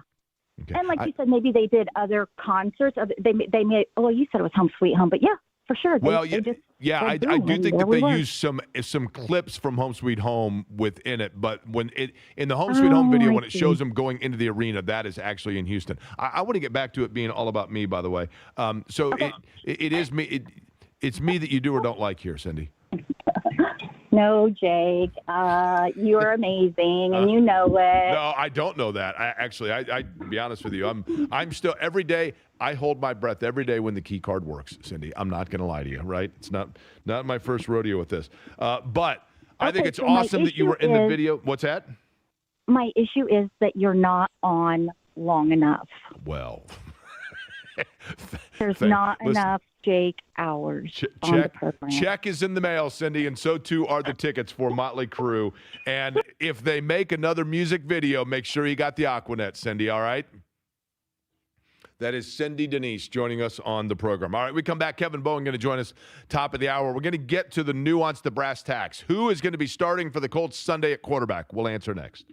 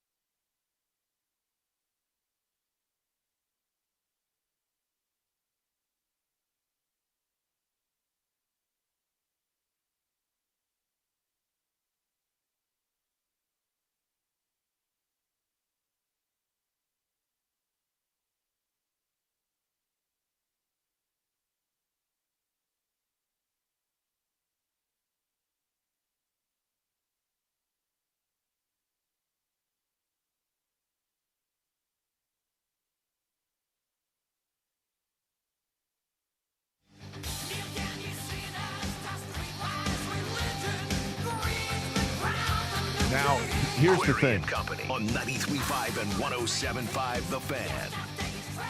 I am, admittedly, a little hesitant to point this out because I'm still not convinced that Cindy wasn't being flippant. And actually, Cindy listens to this program as a glutton of punishment, even though she doesn't like me. I think that that's very realistic. However, Cindy, if you are still listening, Eddie needs your information to get you the Motley Crue tickets so that you can again appear in a Motley Crue video. And thank you to JMV and others who pointed out, it apparently is Wild Side, that song you just heard. That's the music video that was filmed at Market Square in 1987. I said 83. 87, it was off the Girls album, but it was Wild Side that is the video that was filmed at Market Square, and that's what Cindy Denise makes a cameo in. But Cindy, you got to call back at 239-1070 and get your information to Eddie, or you can text me if you have my number as well to give me your the information to get you the tickets for Motley Crue. Or I can get you in touch with Eddie to get you the tickets for Motley Crue. However, Eddie, do you happen to have the breaking news sounder?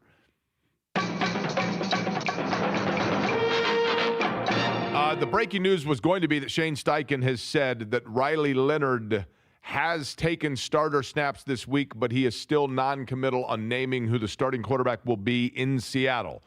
And I think we can anticipate that Phillip Rivers will eventually take over the starting role, but whether or not he is the one that starts the game, that is TBD. Probably a little gamesmanship there as well.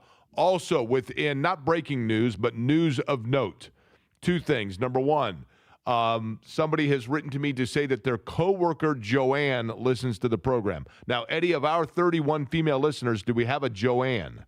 I don't think so. I believe this. No, we're at 32, right? This takes us to 33. Wait a second. Did we give away 32 and 33 to one listener? I'm pretty sure we did. I think that's right. So does this put us at 34 female listeners? Yes. This has almost doubled in the last month and a half. This is exciting stuff. It is very exciting. Joanne would make 34 on the list, I believe. 34. Although we might be back to 33 because fairly certain Shannon no longer listens to the show. I don't think she was ever part of the 33. Also true. Like, she'll ask me something. I'm like, did you not hear the show today? And she's like, I'm busy. Okay. Well, sure. Thank you. But as soon as it turns 3 o'clock, she's all dialed in. Without question, right? And our Saturday nights are on. Listen, Saturday nights right now, we have our Saturdays back because she's not locked into the JMV takeover on B105 because it's Christmas music until after the holidays. So I have just a couple more weekends to enjoy that. Also, by the way, somebody pointed this out to me, and it is such a great point. There were few things that I loved more and have loved more than I remember my life rising and setting on the history of the Indiana-Kentucky basketball series. Steve Alford in the calendar and being ineligible to play in 86. Devastating. 88. Rex Chapman, but then Jay Edwards as a freshman, the Big Four Classic it was known at the Hoosier Dome. I think Rob Locke, was that his name, the center for Kentucky, and Kentucky was ranked, and Indiana took him to overtime. Loved it. 93, the great Indiana team. And yet they go down to Freedom Hall, and Jamal Mashburn and Richie Farmer goes crazy. Big-time drama. The year after that, Indiana loses at Hinkle. I'm down working in Bloomington, working at the grocery store, and even though it was winter break, I stayed down in Bloomington to work, and Indiana loses to Butler. I had gone to the game at Hinkle and then driven back down to Bloomington because I had like an 8 p.m. to 1 a.m. shift at Marsh. And so I was staying in my apartment at like 1:30 in the morning, and the door opens, and Pat Knight comes walking in, and he's still wearing his uniform because they went from Hinkle to Assembly Hall and practiced for like 5 hours. And then a week later, Damon Bailey on the cover of Sports Illustrated because they stunned #1 Kentucky. The rivalry and the history of that rivalry is so special. And for this time of year. And this weekend, Indiana and Kentucky resuming that rivalry, the first time they played each other in the regular season, I believe, since the watch shot. And obviously not the first time they played in this at all because they played that year in the NCAA tournament. But nonetheless, someone points out, and it is a fabulous point that is made. It is incredible. Whoever would have guessed that there would be a time in December in sports talk radio in Indianapolis, Indiana, that an hour and 50 minutes into the show, after we've already had conversations about Indiana football producing a Heisman Trophy winner, Indiana football getting ready to go into the college football playoff as the number one ranked team and the number one seeded team in the land, and going into the Rose Bowl and people buying tickets for the Rose Bowl and securing them and being 3 weeks away from that, Indiana going and taking on Oklahoma or Alabama. Indiana's coach being rumored to possibly be somebody that Michigan will flirt with. They can all they want. I don't think he goes there. There is a school I think Signetti would take a phone call from, and it's Alabama. I honestly do believe that. But I don't think he leaves. I think he is long-term, stock and barrel in Bloomington. But nonetheless, to think that we went this far into the show before mentioning that Indiana and Kentucky are going to square off this weekend is truly incredible. And that's not to diminish Indiana basketball or the interest in it. But I just think that the football thing is that big. It is that big. By the way, also big is when I hand it over to JMV, which I'll be doing in about an hour and 5 minutes from now, about an hour from now, as a matter of fact. That crossover is brought to you by the good guys at Love Heating and Air. But Love Heating and Air is there not just during the crossover, but for you all hours of the day. 24-hour on-call maintenance. One of the things you get from an official Heil Heating and Cooling dealer. Love Heating and Air, love-hvac.com is the website. 317-353-2141 is the telephone number. Love Heating and Air has been in Indianapolis for over 100 years. That means an expertise in any kind of home that you're talking about. An older home, some of the older fixtures that take place within the home, or the newer as well. They've got you covered. And as I've mentioned, that 24-hour on-call maintenance and the integrity and the family values that you want from a fourth-generation, locally owned and operated Central Indiana business. Love Heating and Air. Right now is the time. Make sure it's going to be cold this weekend. Make sure that furnace is going. Love-hvac.com is the website. 317-353-2141 is the telephone number. Kevin Bowen, his son broke rank a little bit. He's going to join us next.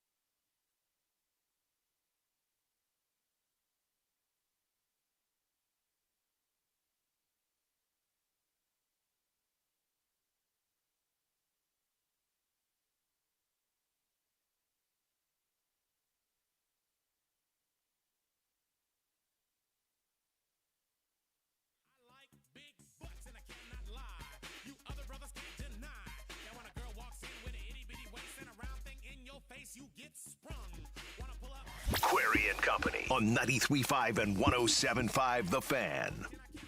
Eddie Garrison going off the beaten grunge path. I love it with the Seattle music. A little Sir Mix-a-Lot, right? Swash was my favorite song from Sir Mix-a-Lot, but this one's great. Colts in Seattle, taking on the Seahawks on Sunday. Big question mark, of course, is who will get the starting reps at the quarterback position. Shane Steichen still non-committal on that.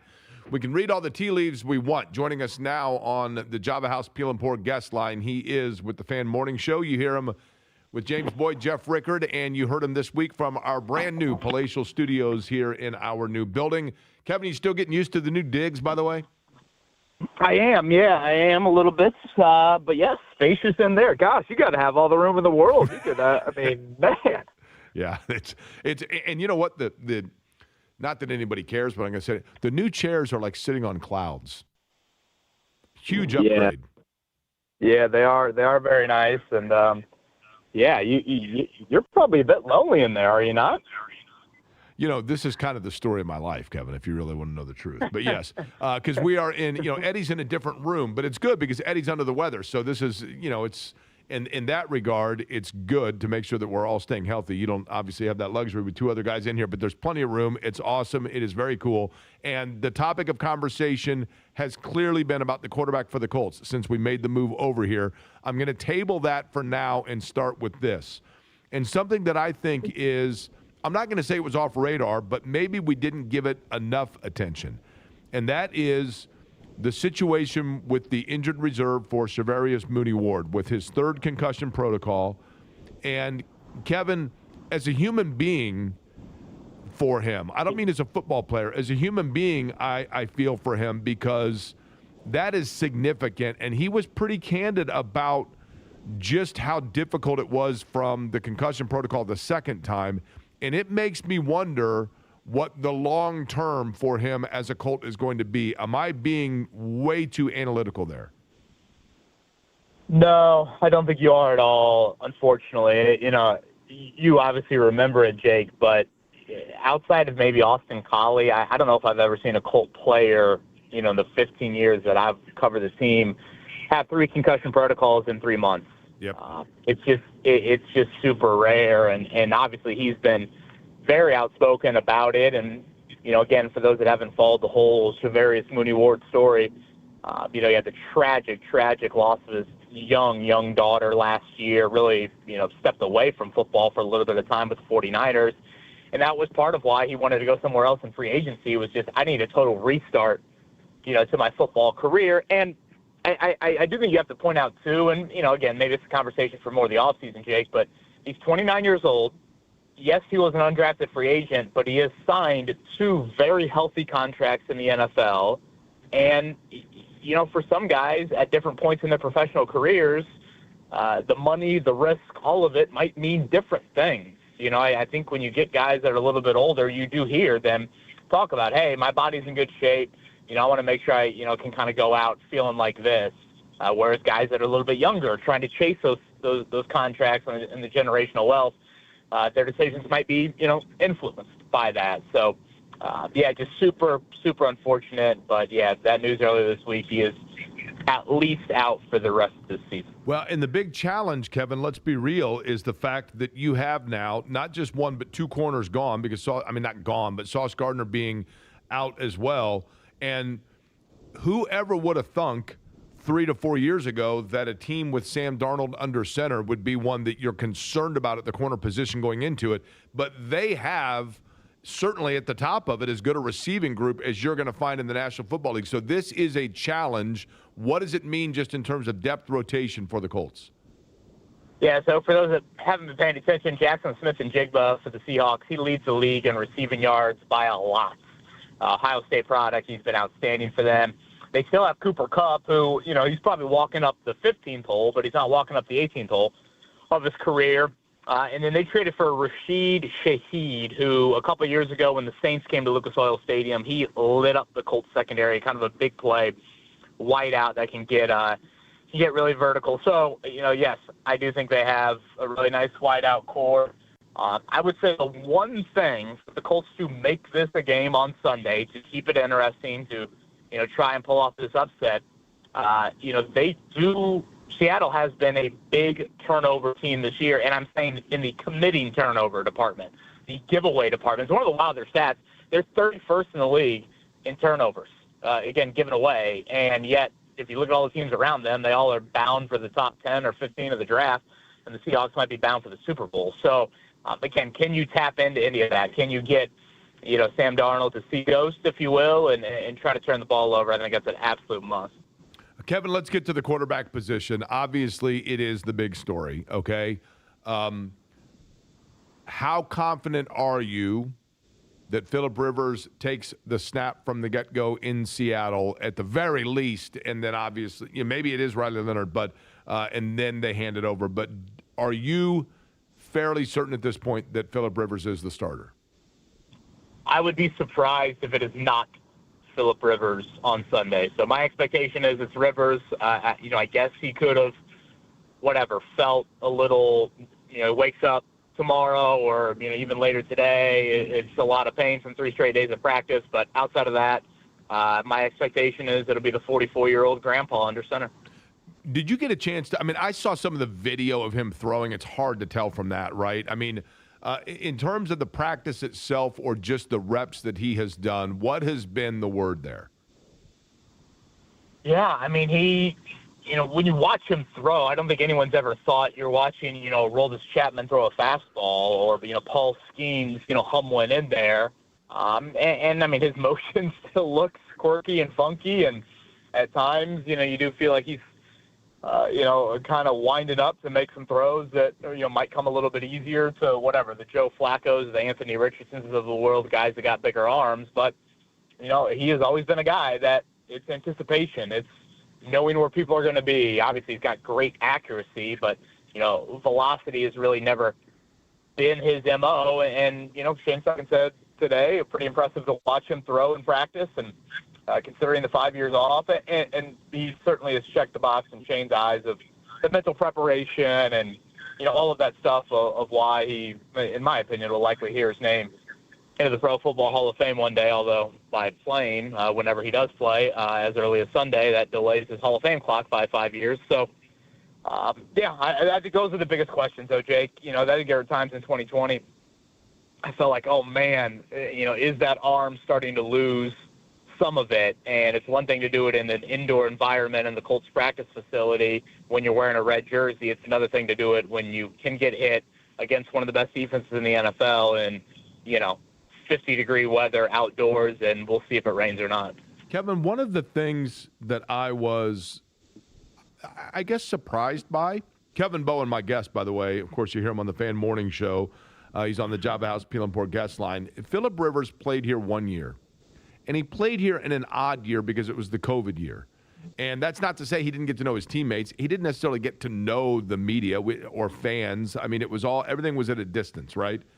But he was very, almost sentimental is how I took it. And you were in the room. I was not for his press conference. But in watching the clips of it, he seemed to have a great affinity for being back in the building.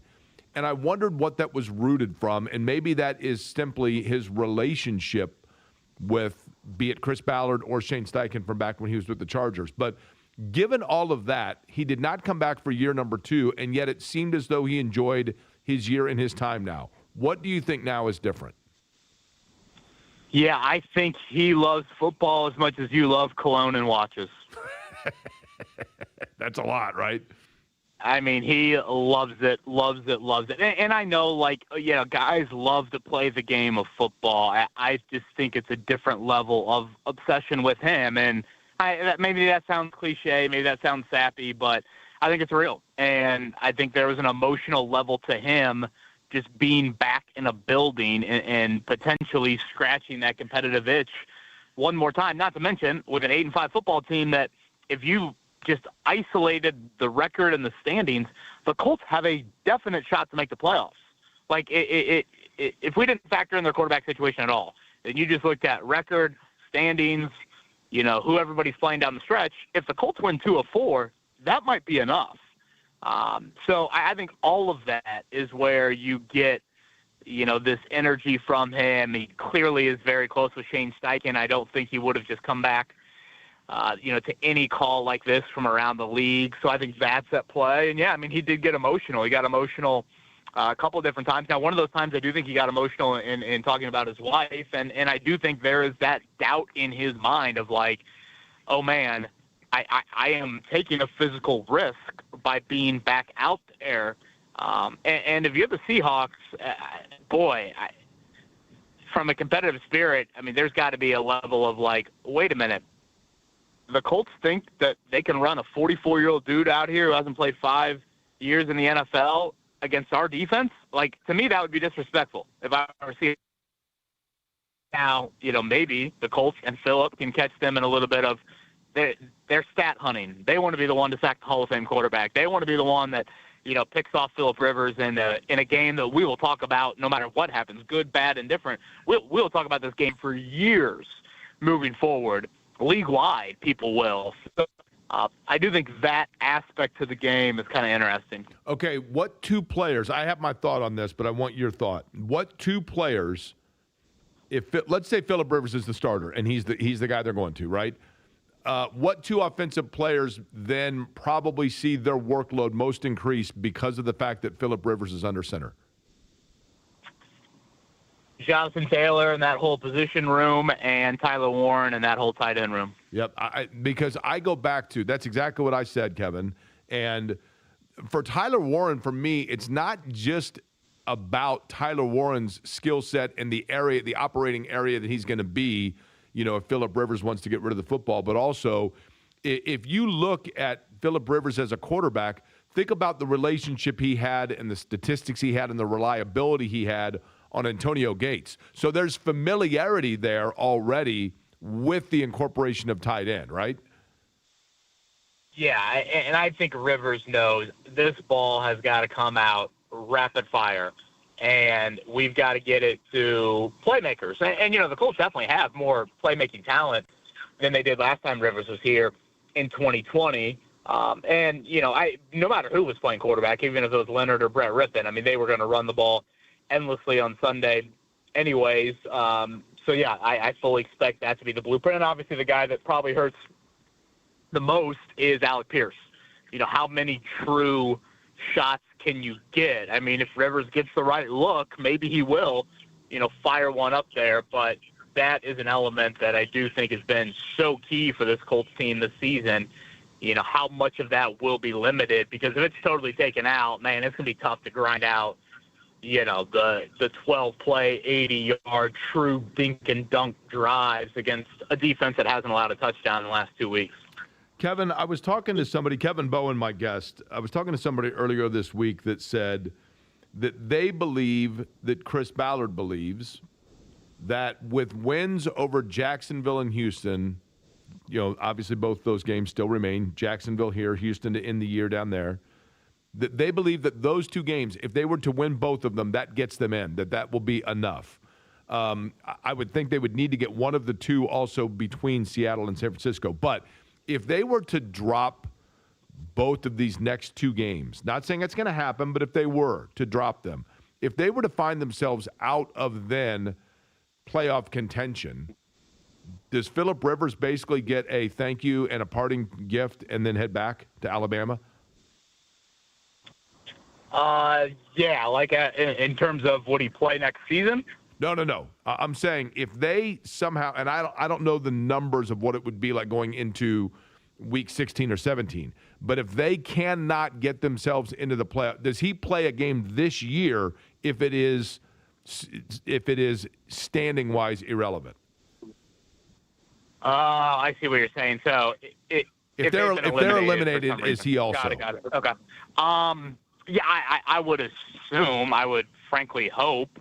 I mean, there's part of you that, like, I don't think there's many people that feel this way, but if Daniel Jones is not going to be ready for week one, which, I mean, given the Achilles rehab, I mean, 9 months, I know it sounds crazy to some, but, Kirk Cousins, I think, was on a similar timetable, much older than Daniel Jones, and he was clear to be ready for week one. But, there's a part of you that if you're in Anthony Richardson's camp and you're like, hey, I don't want to be here anymore, all right, the Colts move Anthony Richardson in the offseason. then that means like Riley Leonard could be in line to be a potential week one starter unless you go out and make some sort of move in the offseason. So, there's a little bit of me that's like, A, does a healthy Riley Leonard, which I believe he was a full participant in practice all week long, does he give you a better shot to go win on Sunday in Seattle? Let's start there.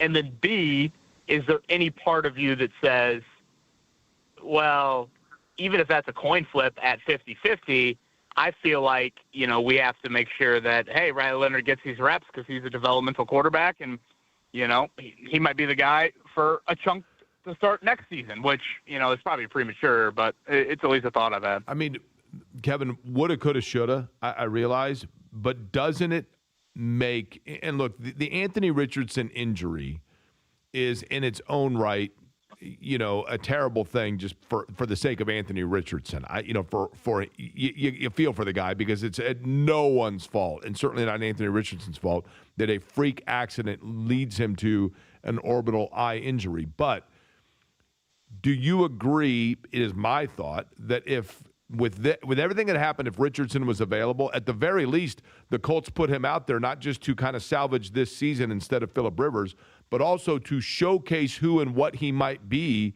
to then intrigue someone else to trade for him if Daniel Jones is their long-term answer. And they're now denied that. Do you think they see it that way? Yeah, I think there's definitely a part of that. Not to mention in reviving a stagnant run game, I think having a run threat at quarterback. Like right now, the Colts run game is struggling. Putting a 44-year-old quarterback that has as good of a chance to run as, I do in the Boston Marathon next year is the last thing that you would want to have, happen here. So I do think that is a real disappointing element to this of, even if you don't want to factor in the long term and the shopping him around 31 other teams and all of that, I think it would come in handy to try and get Jonathan Taylor going again. So that part is definitely there. And it's just wild that we're sitting here on whatever it is, December 13th, 12th, and we are literally talking about Phillip Rivers starting more games this season than Anthony Richardson. Yeah. I mean, I go back and forth, Kevin. Part of me thinks this is the most absurd, holy cow, there's going to be a 30 for 30 about like the lunacy, kind of like the hiring of Jeff Saturday out of nowhere type feel to it. And then there's part of me that also is like, this might work and be brilliant. I go back and forth, Kevin. I don't know. It depends on the hour on which way I think on that. I mean, are you in that same camp? Yeah, I mean, I struggled to find a ton of confidence in the brilliancy of it, to be totally honest with you, given the opponent, given the location, and given the fact that, to me, Phillip Rivers right now looks like Tim Allen trying to save Christmas. But the whole movie angle, there's no denying that. I mean, how many times, even in, like, settings with your buddies, Jake, do you feel like it has been discussed, like, hey, you think you could go out there and play? Oh, I mean, yeah, no question. It's like one of the more popular topics, athlete, non-athlete, no matter the sport. How many points do you think X player at X age could give you in an NBA game? Just things like that. And now it's legitimately happening as the NFL quarterback. And Phillip Rivers is already he's like a fictional character anyways. Just how his aura and how he talks and how he acts and how he throws it and how he played the game. And, we've seen it firsthand, probably more than any other market around the NFL, not named the Chargers. So that aspect, I think, just kind of plays into it even more. And the Colts are in the hunt. I mean, you are 8-5, and you still have a chance. And, all of it is movie-like. Now the question is, how crazy is it going to be or how nightmarish is it going to be? Now, your son, Max Bowen, Kevin Bowen, does a video each and every week where his son uses – now, are those tongs? Is that what he's using now to pick up the helmet? I mean, is this a germ thing? What's with that when he picks up the helmet? Yeah, he's kind of adopted these. He calls them as chompers. Mm-hmm. But yes, so, mini salad tongs is probably the best way to put it. He's adopted this now. I feel like it's been all season long and maybe even dating back to last year. That's how he picks up a helmet. So, no, thankfully it's not COVID related. I know Phillip Rivers makes us think back to COVID, but nothing to do with COVID. But yes, that's how he picks the helmet. he literally chomps one of the helmets up in the air. Okay, and since it's already out there on social media, we can go ahead and reveal this week. He was on a bit of a streak in picking the Colts. Now, that's not to say he was on a win streak, but he had where did he stand? Was he on a losing streak? Is that right? Yeah, I think because, like you said, he's kind of been rolling with the Colts lately. Obviously, that hasn't gone well. So he ended up picking the Seahawks this week. He asked me at the end of the video if the Seahawks are big or small. How would you have answered? I think as birds go, they're bigger, right? They're technically an osprey. They're basically, they're hawks that live by the sea, right? I think they're big. What did you say? Dear Lord, did you get a zoology degree when you went back a few years ago? What was that? You didn't know? You're not familiar with the osprey? Osprey. Man, I remember the math tutor you had. I didn't know you were, volunteer at the zoo 3 days a week. They don't have any Seahawks at the Indianapolis Zoo. I don't think they have ospreys. But hawks, rather big birds, and then birds of prey that actually live off of marine biology would be an osprey, which is a Seahawk. Big birds. I think, honestly, I don't know if you've thought about it because you still obviously have a fastball, but whenever retirement does creep in for you, I think your retirement job, we get a lot of these mascots that nowadays are a little iffy, We've had to change some high school nicknames. We've had to change some pro nicknames. Anybody that has to use a third party to consult in a new mascot, you need to be the person they call.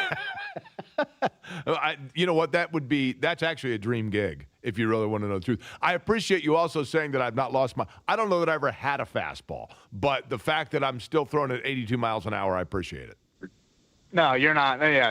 I would say Aroldis Chapman is still alive and well in your arm.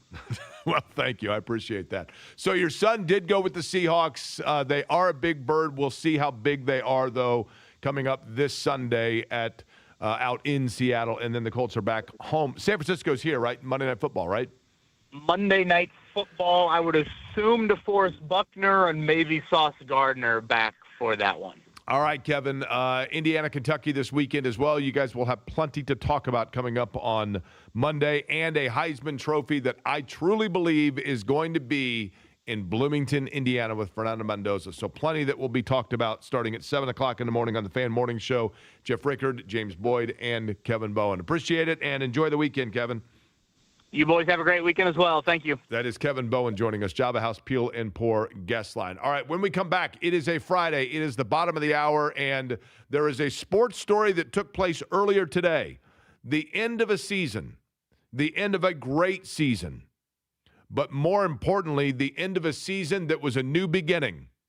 I will tell you exactly what I'm talking about in our Franciscan Health Feel Good, Good for the Heart Friday, and I'll do it next.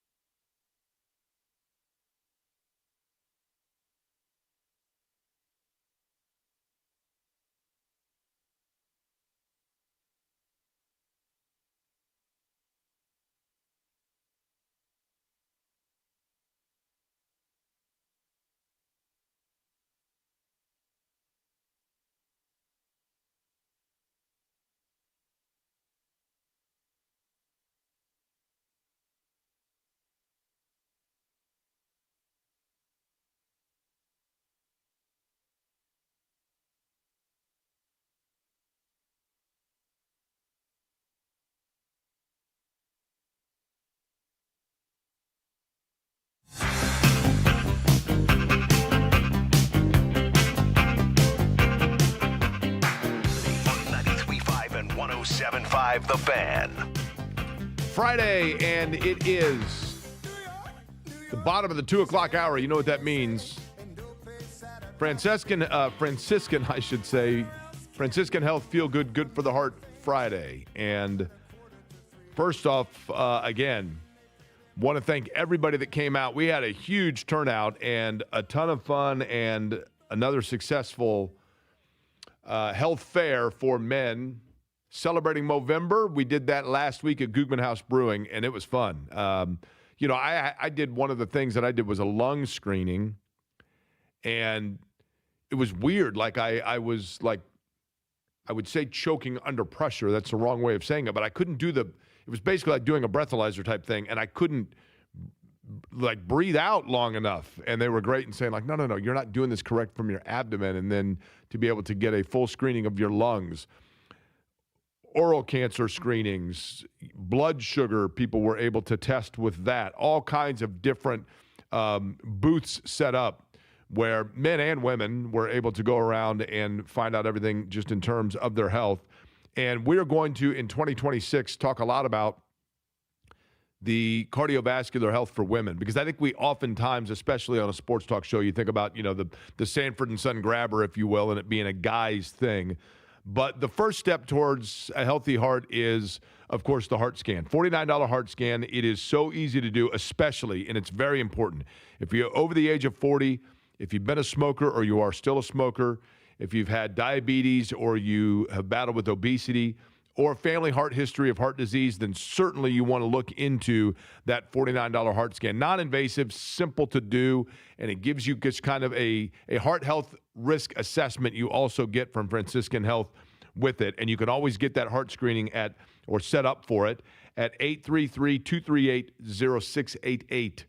That's 833-238-0688. That is the telephone number. FranciscanHealth.org/screening bundles. You can always text me or simply Google Franciscan Health Heart Scan if you would like to find out more information about that. But I love, and we're going to talk, women, when it comes to heart disease, that is an important thing to keep in mind, because there are so many other areas, I think, of women's health that you think about before you think about the heart itself. But I love featuring, and I love for Franciscan giving me the platform to feature feel-good stories and people that are making a difference throughout Central Indiana. Like, for example, I mentioned earlier this week, and it's not sports related, but when I was doing my walking around, as I do each and every year, and I'm walking around the mall, and I went into the Market Square Popcorn, which is just a popcorn kiosk in the middle of Castleton Square Mall. And I mentioned this just 2 days ago, but this young guy, high school kid, junior at Lawrence North, Alex is his name, and I just was immediately taken by his professionalism, his courtesy, and just his overwhelming, I could tell, like, this zest that he had for people and for life itself. And I was so impressed that not only here he was as a high school kid working a job after school and trying to make money that way as a junior, but also for that company to be able to give opportunity. You don't see a lot of high school kids working anymore, and a lot of those jobs have gone away. So for them to give him the opportunity to get out there and just learn people skills and business skills and other such things, he was super impressive. And I did a little video of him and put it out and then mentioned him on the air. And the number of people that have reached out to me that said, oh my gosh, one gentleman reached out to me and said, Alex is part of the youth group that I do at my church, and he's a great kid. And seeing those stories, just kids that are doing what they need to, he's the youngest of 7, is Alex, to find his way through life, I love it. And sometimes those stories come into sport, and sometimes when they come into sport, they come to us because of something that becomes on the radar with an adversity and overcoming an adversity. And one of the things when we talk about women's health in particular that obviously I have not been as familiar with as a man, but I certainly have always known of toxic shock syndrome. Toxic shock syndrome it can be fatal, but it is an illness caused by toxins that can come in from, usually some sort of a bacteria. And in the case of women, truth be told, tampons are one of the things that toxic shock is, there's warning labels that go on there for women. And then also it can come just from like a staph infection or a strep infection, more specifically, like strep throat, for example. And it's a bacteria that gets into the body and creates a toxins that then can become fatal. It can lead to the shutdown of organs, and it does not discriminate on who it hits, including those that might be elite level athletes. Now, I want to go back to May of 2024. Not long ago at all. May of 2024. Think about that, okay? In May of 2024, for example, Joseph Newgarden's winning his second Indy 500. Not long ago, right? May of 2024, and I'm trying to think, Eddie, who did the Pacers lose to, not this year in the finals, but the year before that? They had gone to the Eastern Conference Finals, correct? Did they? I was thinking they went to the Eastern Conference Finals. Am I wrong? In 24. Remember. In 24, wasn't that when they defeated New York in round 2, and then they went to the Eastern Conference Finals, and they were defeated by, but who was it that knocked them out? Boston. Was it Boston? Yeah, they were swept by Boston. They were swept by Boston. So I guess that does seem longer ago because we had to think about that. But but obviously it was, the finals overruns that. But May of 24, not long ago. So I want you to think about Charlotte Vinson, who is a volleyball player. We have mentioned her before at Yorktown High School. And Muncie is a fertile ground for volleyball, okay? And Charlotte had taken her team to the state finals as a sophomore. As a junior, she is a nationally ranked top 25 recruit, one of widely considered by many to be the best player, certainly in Indiana, as a junior. And she's enjoying a solid season as a junior. Her junior year, she had already committed to Indiana University to play volleyball. And Charlotte in May of 24, again, not long ago, what is that, 17 months ago, 18 months ago? Suddenly gets a fever, starts becoming sweaty, almost gets like some sort of like a delusion. And it turns out that due to a strep bacteria, her body was going into toxic shock syndrome. So her mom immediately realizes something is wrong, but time is of the essence. They rush her for medical attention, and she ends up having to get airlifted to Indianapolis, where eventually she goes into a coma, wakes up out of it and starts to see visions, starts to see her grandmother who had passed away in 2023. Of course, she says this now retroactively. At the time, she wasn't even able to communicate to anybody what was going on. So here you have a young girl at the age of 16 who is one of the best volleyball players in the United States of America, with her entire future in front of her at Indiana University, a program in volleyball that is tapping into that fertile recruiting ground in Muncie and believing in people like Charlotte to be able to lift their program like you've seen with other athletic programs at Indiana University. But just when she starts to come out of that darkness, she slips back into it, goes into a coma for 5 days. They bring in the last rites to be read to her because it is believed by her family that, in fact, and the hospital believes that she is not going to survive. She'd lost 20 pounds, mostly muscle, obviously. But then her body starts to come back. And she starts to rally back, and she gets back to the point where she comes back and says, okay, I am now on the path of survival and health, but I still have volleyball to lean into, to give myself continued goals, not just of survival, but also of getting back to what I once was, getting that muscle back, getting back into a regiment. And then her senior year comes along by September, and she has the goal of returning to play volleyball for Yorktown. And the coach says, I understand, but we've got to do this over the course of time to make sure that we are on the right path and to make sure that you are getting healthy. And yet, Charlotte does all of those things and then still makes it down to Indiana University to play this year for the IU volleyball team.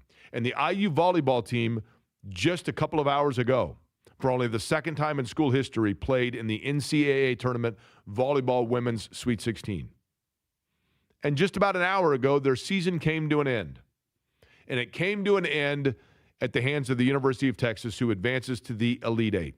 But one of the two best seasons in the history of Indiana University volleyball has come to an end. But most importantly, that means the freshman season of Charlotte Vincent has come to an end. Charlotte, who began playing for Indiana in active rotation 10 games into the year this year and was an integral part of what Indiana did as a volleyball program, as one of the best players ever to be recruited by it, but in overcoming every possible obstacle, but never losing sight of what her vision was, with a family, a group of friends, and a community that rallied around her and believed in her like she believed in herself and her ability to get back on the volleyball court.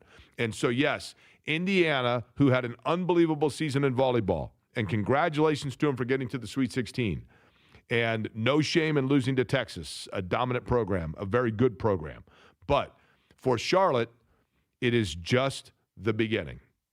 And once again, when she got out of that coma, when she knew that she'd lost 20 pounds, when she knew that due to this illness that, again, came on like that, when a lot of people thought that for volleyball, at the very least, that would have been the end, she saw it as, no, this is just the beginning.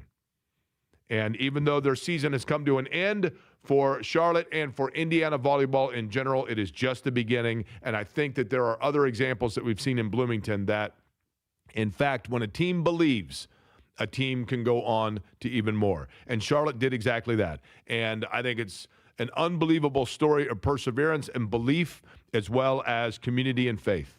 And it's one of those things we celebrate when it comes to our Franciscan Health Feel Good, Good for the Heart Friday, and the fact that Charlotte is back on that healthy path and doing what she loves doing, and doing it for a school that she dreamed of playing for and committed to before she got ill. Again, $49 heart scan. It is so simple. It is non-invasive. You get the heart health risk assessment with it, and you get basically the idea then of what the calcium score is within your heart, and making sure that you are doing the right things towards a healthy lifestyle. And Franciscan Health partnering again to make sure that everybody listening to the show, man, woman, 40, under 40, whatever it might be, that we're getting everybody on the right path towards that heart as well. We'll come back. We will eventually hand it over to John as part of the crossover and see what he's got lined up and where he's going to be for a Blue Friday on this Friday. Query and Company on the Fan.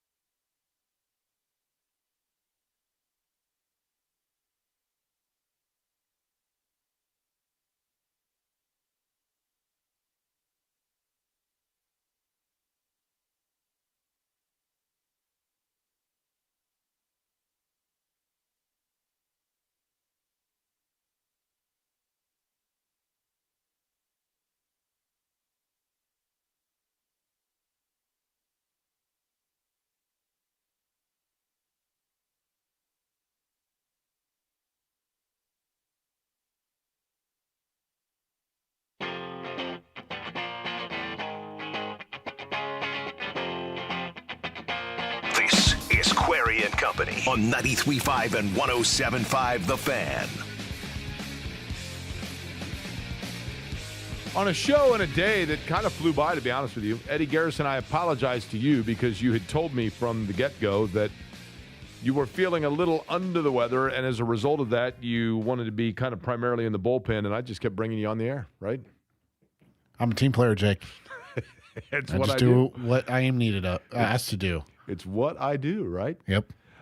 It is the crossover brought to you by the good guys at Love Heating and Air. Love-HVAC.com is the website. 317-353-2141, the very best when it comes to making sure that, especially this time of year, are going to be Arctic temperatures moving in. Want to make sure that furnace is up and running. Love Heating and Air, one of the benefits is the 24-hour on-call maintenance. They serve Marion and all of the donut counties. Speaking of the donut counties, that is where we find J&B today out on the east side. Right, John? Love it where we are today, Jake. This is, if you remember a year ago, we went back-to-back, a Thursday and Friday at the Depot in Greenfield.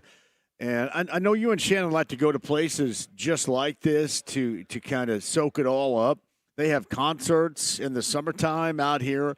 They have developed this particular area, and our guy Thomas Moore is the owner of this place. And it is incredible. I can tell you this, if you've never been here, Jake, you would love the Depot. You and Shannon both, the Depot in Greenfield. Outstanding. Got a little hayloft up here, nice. Upstairs, downstairs. It's an old mill is what it is here in Greenfield. It's incredible. Very cool. So, and I know you were psyched about it. You mentioned yesterday that you were excited about being there. The one thing, and I'm envious twofold in the fact that you're out there, primarily because – A, you get to be at an awesome spot like that. And then B, even though this building is beautiful, what they've done with this new studio is awesome. But the only drawback that I can tell, just so you know, John, it's very easy to accidentally leave your mic on. And apparently I did that during a commercial break. And my conversation during the break was going out over the air. And I'm lucky I didn't say anything that got me fired. Right? What were you talking about? I didn't hear it back here, but what were you talking about? So we went to the break, and as soon as I went to the break, Jeff Rickard walked in, and we were getting ready. It was right when we were getting ready to do the Motley Crue tickets. And so I said to Jeff, I said, hey, because, some of the things they're still patching in here, the engineering's done a great job of setting up these studios, but we're still putting some things together. So I said to Jeff, now, we don't have call screening yet, right? And he said, no, they don't. And then I made the mention to him about the fact that I was trying to get Fernando Mendoza on the show for next week, and that IU has basically said now that they are surrendering that access over to Drew Rosenhaus, his agent. And I said, it's college football today. I get it, right? And so we were having that conversation for probably 30 seconds or so. So nothing too out of line. Oh, okay. Well, be a different story. Very, very intriguing. That's you and I were in here. That is the way. Yeah, that's the way that interviews. Yeah, if I were in there with you, we'd be all screwed. There's no doubt about that. But nah, can you imagine what I'd be saying? So yeah, that's not good. But no, I love what they're doing, and I'm going to get my taste of it coming up on Sunday, beginning at 1:30 for the Colts. And by the way, John, you pointed this out as well. Are you Phillip Rivers or Riley getting the start? What do you think?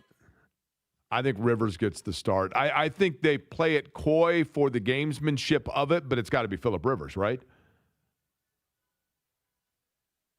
I would think there's a reason why you're doing what he's doing. It wouldn't make sense, I think, to come out of 5-year retirement and back up Riley Leonard. Correct. But listen, this organization and coaching staff has got some wackiness there, right? And they're, if not winning, entertainment value, certainly. Hey, John, did you say that it was Wild Side and not Girls, Girls, Girls that was filmed in Indy? Because I credited you with that on the air. That's correct, right? Yeah.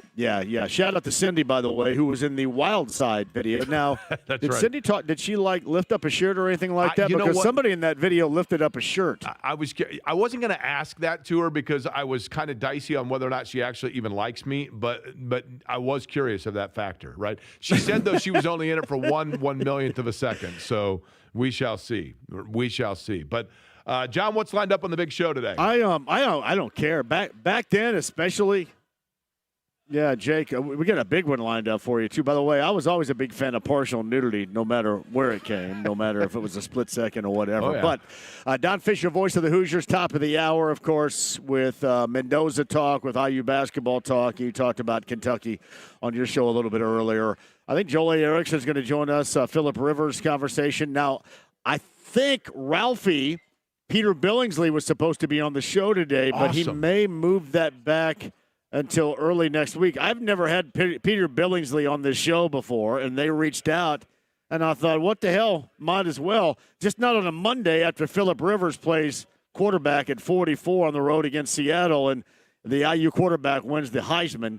That's the only time I'm probably not going to go to the bullpen and call on Ralphie from A Christmas Story. No, so that is later awesome, on in the week we'll do that. But he was supposed to be on today. I'm not quite sure if he's going to make it. I cannot wait till Christmas Eve when that movie is on a marathon for 24 straight hours. But, John, going to be fascinating coming up on Sunday. I know you'll have the pregame as well, but we will hand it over to you here in just a couple minutes to let you set it all up, all right?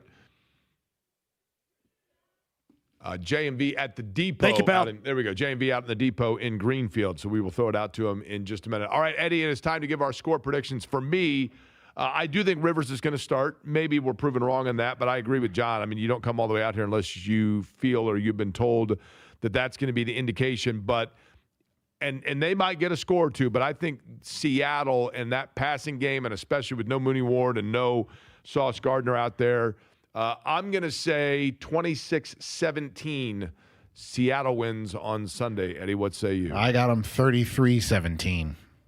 So you're going one more score than I am, huh? Yeah. All right. Any games that jump out at you as like a lock of the day, by the way? No, I have no locks. All right. My lock is this. Fernando Mendoza is going to win the Heisman Trophy. We will talk about plenty of stuff coming up on Monday. Yeah, you like that? Coming up on Monday, we will talk about all of it at noon. Thanks to Dustin Dopirak. Thanks to Kevin Bowen. Thanks to Mac Engel. And thanks to all of you for listening. And we will join you at noon on Monday. J&B's up next. Thanks for listening to Query & Company.